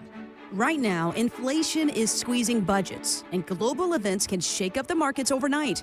If you're close to retirement, you don't get unlimited do-overs, so this is not the time to just hope it works out. That's why Steve Aul and the team at the Aul Financial Group are hosting an upcoming educational seminar called Retirement Simplified, June 16th at the Aul Financial Group office. You'll learn how rising costs could drain your spending power, how political and economic headlines may impact your returns, and whether your retirement strategy is truly stress-tested for today's economy. This event is complimentary, and you must reserve your seat today. 636-230-8824. You can also get more details online at yourmoneymattersstl.com. Investment advisory products and services made available through Impact Partnership Wealth, LLC, IPW, or registered investment advisor. Neither the firm nor its agents or representatives may give tax or legal advice. Individuals should consult with a qualified professional for guidance before making any purchasing decisions. The Aul Financial Group is not affiliated with nor endorsed by the U.S. government or any other government agency. I'm Bob Burke, founder and chairman of Burke America Parts Group, a family of brands that includes RepairClinic.com, an appliance and HVAC parts solution company that's grown into an international brand. Before AmericanEagle.com, we partially launched a new technology platform developed by another firm. American Eagle helped take our technology to a whole new level with digital marketing, software development, and business insights into our key markets, appliances, HVAC, and outdoor power equipment, and did so both on time and on budget. AmericanEagle.com has the resources, experience, and talent needed to produce solutions. Our new technology platform, developed by AmericanEagle.com, has produced tremendous results with higher traffic, conversion, engagement, and online revenue. If you have any home repairs you need to take care of, check us out at RepairClinic.com. If you need a world-class website or technology project, then I would highly recommend AmericanEagle.com. Call AmericanEagle.com at 773-NETWORK. That's AmericanEagle.com, 773-NETWORK. Hey, Missouri, it's game time. Start betting like a pro with the world's largest sportsbook at your fingertips. Hi, I'm Derek Stevens. I'm a lifelong sports bettor, and I'm the owner of Circus Sports. It's sports betting the way it should be, with high limits, player-friendly pricing, exceptional customer service, and more. Download your new bookie at circusports.com. The action starts now, Missouri. Experience the difference with Circus Sports. Bet like a pro. Must be 21 or older. Gambling problem? Call 1-800-GAMBLER. Siteman Cancer Center Spotlight. We're joined by Dr. Lewis Thomas. Always a tough situation every year where I see a patient who, was chalking up some blood in the urine to exercise, or thinking they had a kidney stone or something like that, and ends up kind of getting a delayed diagnosis of bladder cancer. So I can't stress it enough. If you see blood in the urine, make sure that you're talking to a urologist and talking about getting a workup to rule out bladder cancer. Go to siteman.washu.edu. Cards and Cubs. The rivalry returns to Busch Stadium May 29th, and we are kicking off the weekend early. I'm Tom Ackerman. Join me for a Redbird Roundtable featuring Ozzie Smith, Al Raboski, and Matt Adams. Thursday, May 28th at the Beer Garden at Anheuser-Busch Brewery. We're talking ball, enjoying a cold beer, and celebrating one of baseball's best rivalries. The doors open at 4:30. The Redbird Roundtable, Thursday, May 28th, a free event. Must be 21 or older to attend. Full details at KMOX.com. The financial industry is getting rich on baby boomers. Don't be their next victim. Find out the truth of what's really going on in the retirement industry. Join Greg Ayler Saturdays at 1 on Fire Your Financial Advisor. Working full-time but still falling behind? Learn how real estate education can help you build income and get ahead. On your terms, text RADIO to 88007. That's RADIO to 88007. Presented by Lifestyles Unlimited. Yesterday, today, and tomorrow. KMOX, the voice of St. Louis. More Gray Bar Sports Open Line on this Memorial Day evening. Nate Gatter back with you in for Matt Pauley. Gracie Barra of Channel 4 joins us now. Grace, thanks so much for taking some time out of your Memorial Day and spending it with us. Nate, thanks so much for having me. Glad to be here. Well, we're going to talk Cardinals and City, but we've been talking about them the entire show, as we often do. So first, I want to veer a little bit away. You are an Indiana University graduate, and did I see that you were back in the state for the Indianapolis 500 this weekend? Oh, yes. I'm from Indianapolis originally, so I grew up around the race. Somebody texted me. They had extra tickets, and I was like, I'm there. I have to go.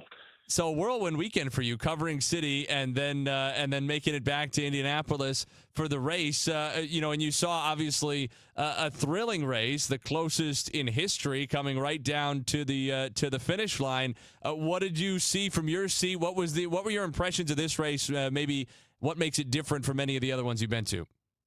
So I was sitting in turn 3. So Malukas was still in the lead where I was sitting from. And then I looked up at the screen once they get out of sight, and I'm like, how in the world did that just happen? But, I mean, it was insane. I've covered the race when I was in college, gone to it so many times.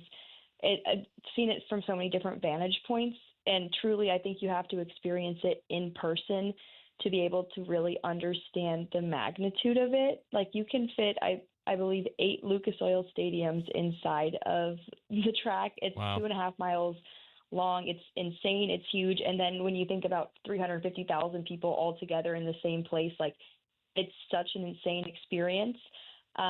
So much traffic, foot traffic and car traffic, but oh my gosh, it's the best day ever. And it's really like a holiday in Indiana. That's really cool. Gracie Barra of Channel 4 KMOV is with us here on Gray Bar Sports Open Line. Let's transition to the first part of your weekend, St. Louis City and the 3-0 win over Austin. There's been a lot of momentum building behind the team over the last month or so. They have been unbeaten in their last 5. They've had a win or draw in 6 of their last 7 and popping in some goals at home in particular. What's the vibe that you're getting around the team and the coaching staff as they finally hit this hot streak? To quote Daniel Edelman, he said, the vibes are great. So vibes are really high entering this break. We asked them, are you upset that the break is coming right now when it feels like you're hitting your stride? And these guys don't really seem to be worried about that not translating. They said, we're going to go chill for a week or 2, and then it's back to business. Yoann Demay said the expectation does not change, and that he wants his guys to relax, recharge, but remember, it's right back to business. And none of these dudes are on World Cup rosters, so they're going to take these couple weeks off, and then they get back to training on June 15th, basically go through another preseason camp, and they're back to business, more than 20 games left. And it feels like they're finally hitting their stride. And I don't know, from your perspective, it's been really fun to watch City be successful offensively after, last year's team and then a slower start to this year. I mean, it's always more fun when they're scoring goals. Yeah, 7 goals over the last 3 home games, all wins, counting the penalty shootout win last week in the Open Cup over Houston. I was kind of thinking the same thing before you went there, that it's almost like having 2 separate preseasons in one year, which on the one hand, I would imagine players don't love, right? Preseason is not historically any player's favorite part of their job. But for a team like this under a first-year coach that seems to be gelling and getting his message, I imagine it's just a chance to really hone in on some of those things and continue to try to put them all together, if you will, in the first year of a new manager. And you get, in some ways, a golden opportunity with this kind of extended break that happens so rarely. Yeah, I mean, it's not the worst thing in the world that they can get back and have more time to sort things out. I'm sure the dudes aren't going to love conditioning when they come back. It's no one's favorite part of a preseason, but it gives them a chance to really reset, refocus, and now that we've seen them kind of put it together on the pitch, they have more time to go back to the drawing board. I think maybe even better out of the break. Meanwhile, the Cardinals, vibes not as good. 5 losses in their last 7. The offense has been very inconsistent. Maybe they've taken some of the offensive struggles of the city away from St. Louis City as the goals have started to go in for the boys in City Red. The boys in Cardinals Red have stopped scoring as consistently. What are your impressions of this little week-long swoon with the 5 losses in their last 7 for the Cards? Well, they're going through the gauntlet of the NL Central, which we knew this division in baseball is the best right now. Nobody's below 500. So I knew that this stretch was going to be tough for them. I was a little disappointed in the Pittsburgh series loss. And then it's hard to make of what the Reds ended up being because there's a doubleheader the 2 days we don't play baseball. And then to go to Milwaukee today, I guess I'd take today with a grain of salt. Libby has a career high in strikeouts and you still lose because Mizorowski is Mizorowski. So, I mean, I think the division's tough. I don't want to push a panic button. I know who should be pushing the panic button is the Cubs because I think they're on a 8 or 9 game losing streak now. But I don't think there's any cause for alarm. Let's get through the end of this week in the Cubs series and see how they fare against the division in this 12-game stretch that they're only playing NL Central teams. But I am slightly concerned about the bats, but I don't want to be super panicked about it. I mean, that's, still only in May, so I suppose it makes sense not to be super panicked about anything. Grace Ibarra with us, KMOV Channel 4 sports anchor and reporter. Grace, before we let you go, this is maybe a little bit out of left field, but I think with people who cover the entire city the way that you do and the entire sports scene the way that you do across a number of different sports, across a number of different levels, I always try to see if there's something that we're missing here because we're spending so much of our time at the very top levels of the sport and focusing on the biggest stories around St. Louis sports. Are there any stories either that you're working on right now or that you have worked on or just something you're observing that you think are going under the radar right now, something that's underappreciated in St. Louis sports that we should be talking about more? Yeah, I want to give a big shout out to Maryville Women's Lacrosse. They just were runners-up in the D2 NCAA tournament. They just lost in the national championship and made a historic run. They'd never made it to, I believe, even the Elite Eight or Final Four in the D2 NCAA tournament. They get all the way to the national championship. It was really fun going out there and talking to them during that run. They have a goal scorer in Paige Murphy who has 100-plus goals on the season. It's her third straight season at the D2 level where she's had 100-goal seasons, which makes her the first person at D1 or D2 to do that. So it's a really cool story of how they've been able to put together this historic season, have a goal scorer that prolific, and I believe it was very much flying under the radar, but really, really awesome story for them and really cool to see them go through that run. And in the name of women's teams in the GLVC in the St. Louis area having historic seasons, not only Maryville, the national runner-up, but the McKendree softball team through to the Division II Softball World Series starting on Thursday. They will play on Thursday night against North Georgia in their opening game of the World Series. First time they have been there since moving up to Division II. So a couple of two for the price of one on some underrated GLVC Division II storylines. Grace, thanks so much for calling our attention to that, and we appreciate your time, especially on the holiday. Thanks for being with us. Thank you for having me. Grace Ibarra of KMOV joining us here on Gray Bar Sports Open Line. I'm really glad that she mentioned Maryville because they do deserve the shout out, that women's lacrosse team and as well McKendree, their softball team, through to the World Series. A lot of excitement around both of those programs, and deservedly so in this area. We will talk more Cardinals when we come back. I promised Kyle Sixta's hottest of hot takes, which I don't think that he had at the time, but I'm sure he's been cooking one up for the last 30 or 40 minutes. So you got to stick around for that. Let's put him on the spot, right? Let's have a little bit of fun. That's what we're here to do. Have a little bit of fun. Gray Bar Sports Open line on the other side.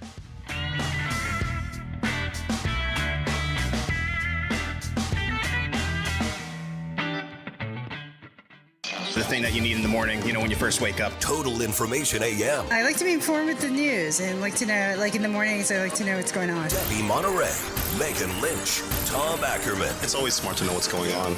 Your morning news and information. The national and local news. Weather. Sports. I like the traffic reports. Total Information AM. I listen to it in the mornings, so it really gets me going. Total Information AM. Weekdays 5 to 9 on the voice of St. Louis, KMOX. An official message from Medicare. I turned 65 this year. I knew it was time to figure out Medicare, and I had questions, like when to enroll and how to enroll. So I went straight to the official source, Medicare.gov, to get the facts about Medicare. I found answers to all my questions, and I'm ready to get started. And so can you. Just go to Medicare.gov to get the real facts about Medicare. Paid for by the U.S. Department of Health and Human Services. Why'd I go to the doctor? Working on the farm, my heart kept skipping a beat. I didn't think much of it, but my daughters made me get checked out. Turns out I have atrial fibrillation, which increases the risk of stroke about 5 times.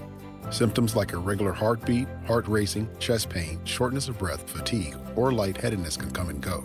But if it's AFib, the risk of stroke remains. If you have symptoms, contact a doctor. I'm so glad I did. Visit notimetowait.com. Sponsored by Bristol-Myers Squibb and Pfizer. Bringing a data center online takes more than equipment.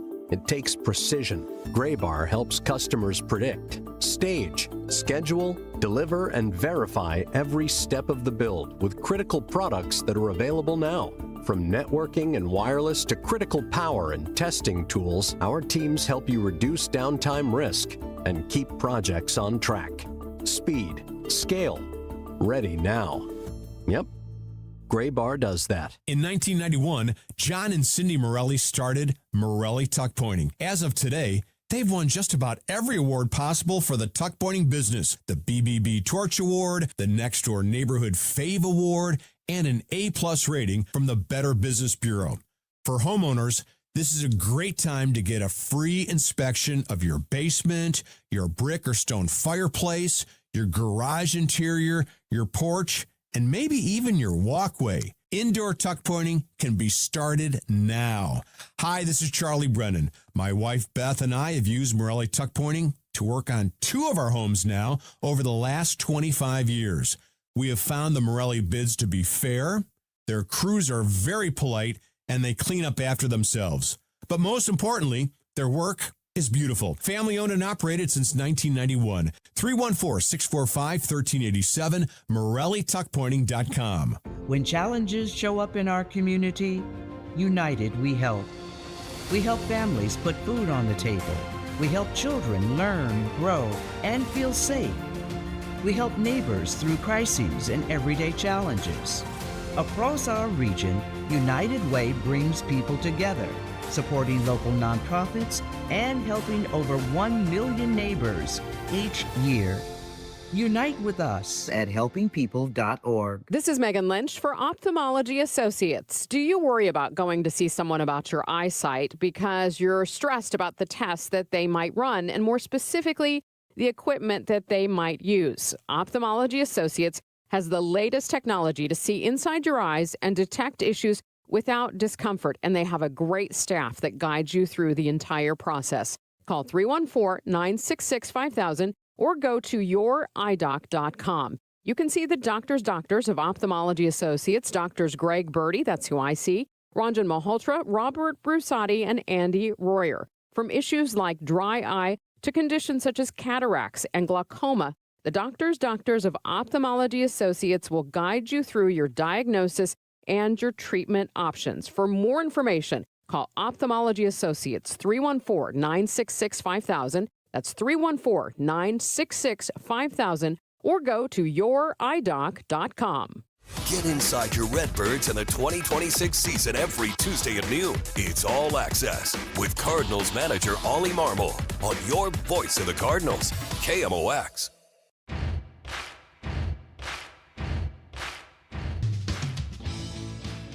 It's what you've been waiting for. We're more than 3/4 of the way through the show. Most people have suffered through now an hour and a half of me, Nate Gatter, in for Matt Pauley tonight on Gray Bar Sports Open Line. And they've done it for one reason and one reason only, which is that I promised them at some point there was going to be a hot take coming from Kyle Sixta. Of course, I made this up. Not that Kyle Sixta was going to speak on the air, but I made up that he had this hot take because I was hoping that he would rise to the challenge, that he would deliver to us something to get the conversation going, because that's what we're here to do. He is a producer. It is his job to produce the show, to produce conversation, to produce hashtag content that we all want so badly. So Kyle, producer Kyle, what do you have for me?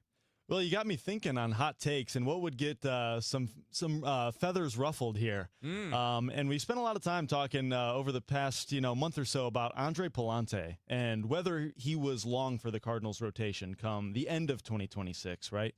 And watching his start this past Saturday in Cincinnati, and then you look at some of his previous starts in the month, he's actually been pitching pretty well here, Nate. And it got me thinking that, is it crazy to say that Andre Pallante is the second pitcher that you're most confident in this rotation behind Michael McGreevy? You could argue, Dustin May's there as well. He's probably got the highest ceiling of anyone in this rotation, but he certainly hasn't been pitching like it this month.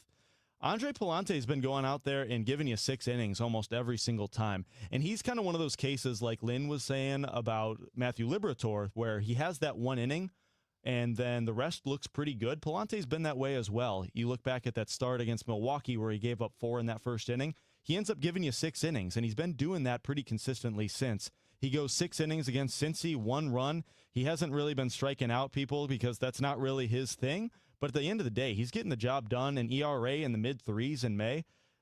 I'm pretty satisfied with what I've been seeing out of Andre Pallante. I think he might be the second pitcher I'm most confident in right now, Nate. And it's interesting because both of those top 2 guys, if you're going to call Pallante number 2, certainly he's been the second most successful so far, at least on a consistent basis this year in the Cardinals rotation.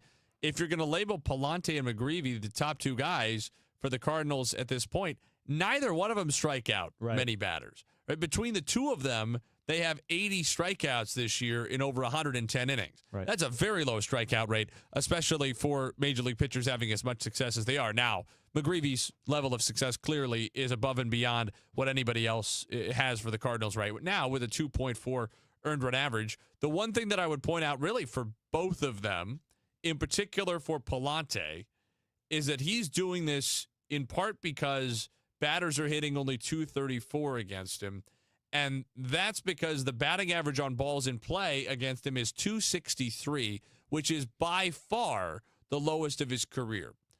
Even 2 years ago, when he was mostly a starter in 2024, and he had a 3.78 earned run average, essentially the same as what he has so far this season, the batting average against him on balls in play, this is not overall, this is only on contact put in play, the batting average on balls in play in 2024 was .287. It's 24 points lower than that so far this year. Now, that is not entirely random. Right? It's one of the reasons that people care so much about exit velocity, and you get beat over the head with exit velocity the last few years in coverage of Major League Baseball. It's because there's a very strong correlation between the harder you hit the ball and the more likely it is to be a hit, and that hit is to go for extra bases, right? And so some of it is how much hard contact you're giving up. But especially for an individual pitcher over a big sample size, and Andre Pallante has a pretty big one now because he's been in the majors for quite some time, and he's been primarily a starter for 3 years now, you can usually expect that batting average on balls in play is going to sort of find its level and settle there over time. Now, year to year, there might be aberration. Month to month, there certainly can be aberration, but it's unlikely for one pitcher to all of a sudden become somebody who consistently lowers that batting average on balls in play dramatically. And those factors make a big difference. That went up last year. That's part of the reason that his ERA ballooned to 5.31 last season and now has returned similar to the level it was in 2024. I think the answer on Andre Pallante is probably the same that it's always been, which is that the 2024 level and what we've seen from him so far this year is a little bit better than who you can really count on him to be consistently, but that he's a lot better than the 5.31 we saw last year. I don't have any problem with Andre Pallante, his level of consistency and his ability to eat some innings for you, and his versatility as well on the occasions that you do want to fiddle around with things, right? Because you know they haven't sent him to the bullpen in a long time, but you'd be comfortable with him in the bullpen if he did go out there. I think there's a place on the roster, certainly for Pallante, and I don't feel bad at all, even as a good team, about Andre Pallante as my number 4 or 5 starter. I don't think there's a problem with that. Not everybody is going to be a Cy Young contender on even the best teams, especially when you're operating with some level of budgetary restraint, whatever that will turn out to be when the Cardinals are back to being a playoff contending, division contending team with some consistency. We don't know, but certainly they're not going to be a team spending in the top 5 in baseball. I personally don't think it's likely, at least in the current television ecosystem, that we ever see the Cardinals return to the top 10 in baseball in spending. I think chances are it's a team that tops out somewhere in the 12 or 13 range and probably is living around 15. I mean, you've got a kind of middle-of-the-road spending team, which I think is a little bit unfortunate and probably not entirely fair to the fan base, but that's my anticipation of where that reality is going to be in, 3 or 4 years when they get back to spending at something closer to whatever their capacity is. Obviously, they would be the first to say they're spending well below their capacity right now, and with good reason. I don't have a problem with that. So even any team with any kind of budgetary restraint, you're going to have, or constraint, or restraint, either one is fine. Though coming from different places, the Cardinals, I think, might have a little more budgetary restraint than they actually have constraint, but that's a different conversation altogether. For somebody like Pallante, there's going to be a home on that team. And if the answer is that he's really a guy who pitches to 4.2, 4.3, there's nothing wrong with that at all. Right? That's a guy who can keep you in most games. You can win games with him, as evidenced by the fact that in 24 and 26 combined, he's 13 and 12. And pitchers' records are not an overly useful metric for judging their particular effectiveness, but it is somewhat useful in judging the fact that he's kept people in games. He's kept the Cardinals in games consistently. So, no, I have no interest in being on an Andre Pallante hate train. I don't think you're seeing a guy who's all of a sudden going to become like a mid-threes type of dude, or even probably a higher threes type of dude with consistency. That BABIP number, the batting average on balls in play, is almost certainly going to go up a little bit. With Michael McGreevy, watching that number is very, very interesting because he still has a relatively small sample size, right? We're talking about a guy who had only started 19 games in his career coming into this season. He started 10 now this season. As it is, his next start will be just number 30 as a major leaguer. And the batting average on balls in play against him was .234 in that very, very small sample size in 2024. And then it went up last year to 289, pretty high number. He still had a decent year, 4.42. He kind of tailed off toward the end as he wore down. Not uncommon with young pitchers. That's something we'll be keeping an eye on as time goes on for Michael McGreevy. That batting average on balls in play is back down to 230. Probably unsustainably low, but I have had huge levels of optimism about Michael McGreevy from the beginning, and I'll tell you why. I know he's not going to blow you away. But he has the pedigree, right? Even if he's not a huge strikeout guy, this was a first-round pick. So we're not talking about a guy who just picks around the edges and has somehow found a way, despite being the runt of the litter, to make his way up to the major leagues, right? This guy was a blue-chip prospect from the beginning. He was a marquee name in the system from the beginning. Go back to 2024 when he makes his debut, and then really when I was 100% sure was last year, when he made his season debut last year. They played that doubleheader against the Mets in May. And it kickstarted. They'd had that lousy first 6, 7, 8 weeks of the season. And that doubleheader they swept against the Mets just kickstarted them. And all of a sudden, they played great baseball and played their way into what we thought was going to be going into July, a team that was maybe in the playoff race. Obviously, that faltered later on. What I'm getting at is McGreevy in that game against the Mets did not look like a guy who had only pitched in 4 games in the majors the year before and then who was getting a chance to prove it again. If I were him, I would have been either panicked, feeling all the pressure of that moment, or I would have been furious. If I were him, I would have been furious I was not on that team out of spring training. And in some ways, we talked earlier in this show about why I am so relentlessly excited about this season and optimistic about this season, irrespective of whether the Cardinals win or lose.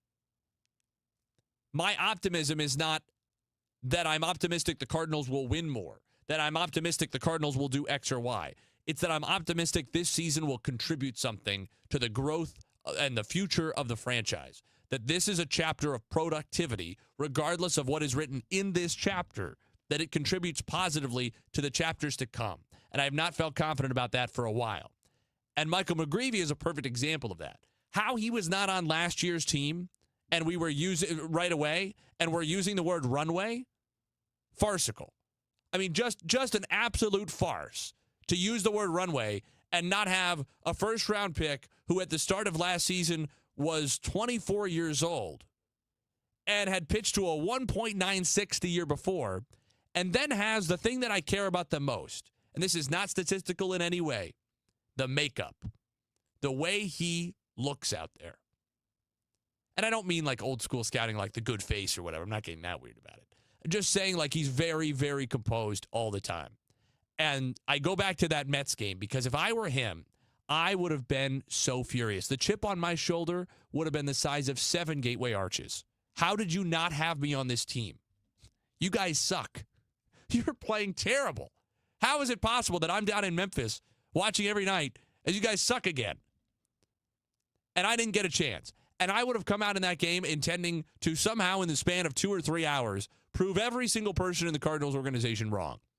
And as a result, I probably would have been very, very bad. He looked the opposite. He could not have been more calm. It was his 5th major league game ever. And you never would have known it. He looked like he'd been in the big leagues his whole life. Looked like he was born to do it. And I have never felt more confident after watching a guy play one game. I mean, I had seen him the year before, I guess, but I hadn't seen him in person. Watching a guy play one game that he was going to be an all-star. And it was as partially because he pitched really effectively and his stuff looked good. It was even more so because of the way he walked around the mound between pitches and batters. The way his body language was in interactions with veteran teammates. The way he looked in for the sign. How calm and composed he was all the time, despite having any number of reasons not to be. So, look, we started this was mainly meant to be Andre Palante's been pitching well, and that is the takeaway from this segment. And Kyle set off this whole conversation, so he did exactly what his job was, by the way, if you didn't notice. But Michael McGreevy has been my favorite Cardinal for now over a year. And it's because to me, he's the type of guy who somehow slips under the radar. Not so much this year, but somehow slips under the radar despite his success. And the reasons for it is in part because of how composed he is, because of how calm and consistent he is. Those are values, those are traits that I particularly value in a player, especially a young player, that by definition are not going to draw a lot of headlines because they don't have sex appeal. They don't visually excite. That's the point. I don't care about excitement. I don't care about flair. I know it's okay to do those things, right? We live in a world now where we're encouraging those things. If you want to wear a hot pink elbow guard, or you want to play with a tail on, or you want to fling your bat into the 7th row and brain somebody's grandma, like we clap for all those things. Whatever, that's fine. But that doesn't mean the other things aren't good too. If who you are is to be that flatline guy, I love it. That's a guy that I can trust and rely upon because he's going to be that way every day. He's going to be that way in October and November when you need it. And I would bet you that if and when the Cardinals are playing October and November baseball again, Michael McGreevy is going to be a significant part of that story. And it's going to feel funny to me because the overall story at that point will be how much the Cardinals have changed, will be the fire throwers they have, the flamethrowers they have on their team, how much Chaim Bloom has overhauled the organization, and how different they are, how progressive they are analytically. Michael McGreevy will be doing that old school Cardinal stuff with a stoic face, getting ground balls. And it's kind of fun. Wrap it up after this on KMOX. Want to make the most of your tax refund? File with TurboTax on Intuit Credit Karma. They help you get your biggest refund, and then we help you do more with it with a personalized plan designed to help you hit your money goals. Start filing today in the Credit Karma app. Hey, Missouri, it's game time. Start betting like a pro with the world's largest sportsbook at your fingertips. Hi, I'm Derek Stevens. I'm a lifelong sports bettor, and I'm the owner of Circus Sports. It's sports betting the way it should be, with high limits, player-friendly pricing, exceptional customer service, and more. Download your new bookie at circusports.com. The action starts now, Missouri. Experience the difference with Circus Sports. Bet like a pro. Must be 21 or older. Gambling problem? Call 1-800-GAMBLER. To have a roof over your head, a nice roof over your head, is very important. That's Rick talking about his experience with Rhino Shield ceramic coating. We got Rhino Shield 18 years ago, and they're very cooperative on getting us the right paint. They were in and out and done in no time. Once it was finished, looked great. We were very happy with it. The main reason Rick called Rhino Shield is because it's backed by a 25-year transferable warranty. We've watched a lot of people get their house painted 3 or 4 times, and we haven't had to do any of it. I don't know about you guys, but I don't want to have to paint it every 5-7 years. Take a tip from Rick and put down the paintbrush and call Rhino Shield for your free evaluation. 877-25-RHINO. 877-25-RHINO. Or visit 877-25rhino.com. We got Rhino Shield 18 years ago. Financially makes sense, especially if it's going to last like this did. Still looks great. Call now. 877-25-RHINO or 877-25rhino.com. Don't paint, don't Rhino, go Rhino Shield. Never paint your house again. Rhino Shield. What if every time you spent money, you saved money too? With Achieve It Checking from Together Credit Union, you can do just that. Every debit card purchase is rounded up to the nearest dollar, and the spare change goes right into your savings. And here's the best part. Together Credit Union boosts your progress by matching qualifying savings, up to $8 a month. It's a free checking account that helps you achieve more automatically. Learn more, or better yet, enroll today at togethercu.org. Together Credit Union. Federally insured by NCUA. Data centers don't wait, and neither should your supply chain. From power and connectivity to racks and critical power, Graybar brings the products and the experience data centers need now. And with deep inventory and logistics expertise, we keep projects moving from first delivery to final install. With hundreds of locations and a nationwide delivery fleet, we help you bring facilities online, on time, and on budget. Yep. Graybar does that. Broadcasting from the Scott Credit Union Studio, 104.1 FM KMOX. 100 years, one legendary voice. We live KMOX's century of service, classic audio, photos, videos, and more at KMOX100.com. Finishing out Gray Bar Sports Open Line on this Memorial Day. We appreciate you spending a part of your evening with us. Nate Gatter back with you in for Matt Pauley. Kyle Sixta is producing alongside. Just a couple of minutes left. Kyle, let's go back to you quickly. And I this is the opposite of last time where I gave him incessant warnings. I gave him no warning this time. Let's look ahead a little bit, just briefly, because there's so much still in front of this Cardinals team with 2 games against the Brewers to come tomorrow and Wednesday, off Thursday, then home for that big series next weekend against the Cubs, starting a 9-game homestand. So let's say these next 11 games, the 2 against the Brewers and the rest of homestand, what do you have your eye on the most that will make you think the Cardinals can pull out of this little funk and keep themselves moving in the right direction? It's a good question. I think it's the bats. I think it's as simple as that. I know they faced Mizorowski today and didn't look great, but you talked about it earlier in the show. They just haven't really been scoring runs. And Lynn Worthy talked about it. And if without the top 4, they're not really getting much of anything from the bottom of the order. It's just you want to see more of a well-rounded performance from the offense day in and day out. Outside of those top guys, you're really seeing nothing. So Weatherholt, you want to see him continue to hit. Herrera's been great. Wasn't today, but I'm not worried about Herrera in the slightest. It's just you want to see more producers than 4 guys in your lineup because you're not really going to be successful, especially when it comes to divisional play. Like, they know those top 4 so well, and you see them so many times. You just want to be more well-rounded, I think. And they're going to have a big matchup tomorrow night in Game 2. Michael McGreevy, who we talked about, 3-3 with a 2.4 earned run average, will be on the mound for the Cardinals, facing young left-hander Kyle Harrison, 24 years of age, putting together a brilliant season thus far for the Brewers, 5-1 with a 1.77 ERA. He has struck out 59 batters in 45 2/3 innings, contrasting style to McGreevy. Harrison acquired by the Brewers in February from Boston in the trade that sent former WashU Bear Caleb Durbin to the Red Sox. And that's after the Red Sox had gotten Harrison from the Giants back in June in the Rafael Devers trade. So Harrison from San Francisco to Boston in June for Devers, and then in February flipped to the Brewers, where he has been brilliant so far. Big matchup tomorrow evening. That's a 6:40 first pitch, a 5:45 pregame on the Cardinals radio network and right here on KMOX. Thanks to Lynn Worthy, to Bill McDermott, to Gracie Barra, our guests, and to my producer, Kyle Sixta. Nate Gatter saying so long. Happy Memorial Day from all of us here at KMOX.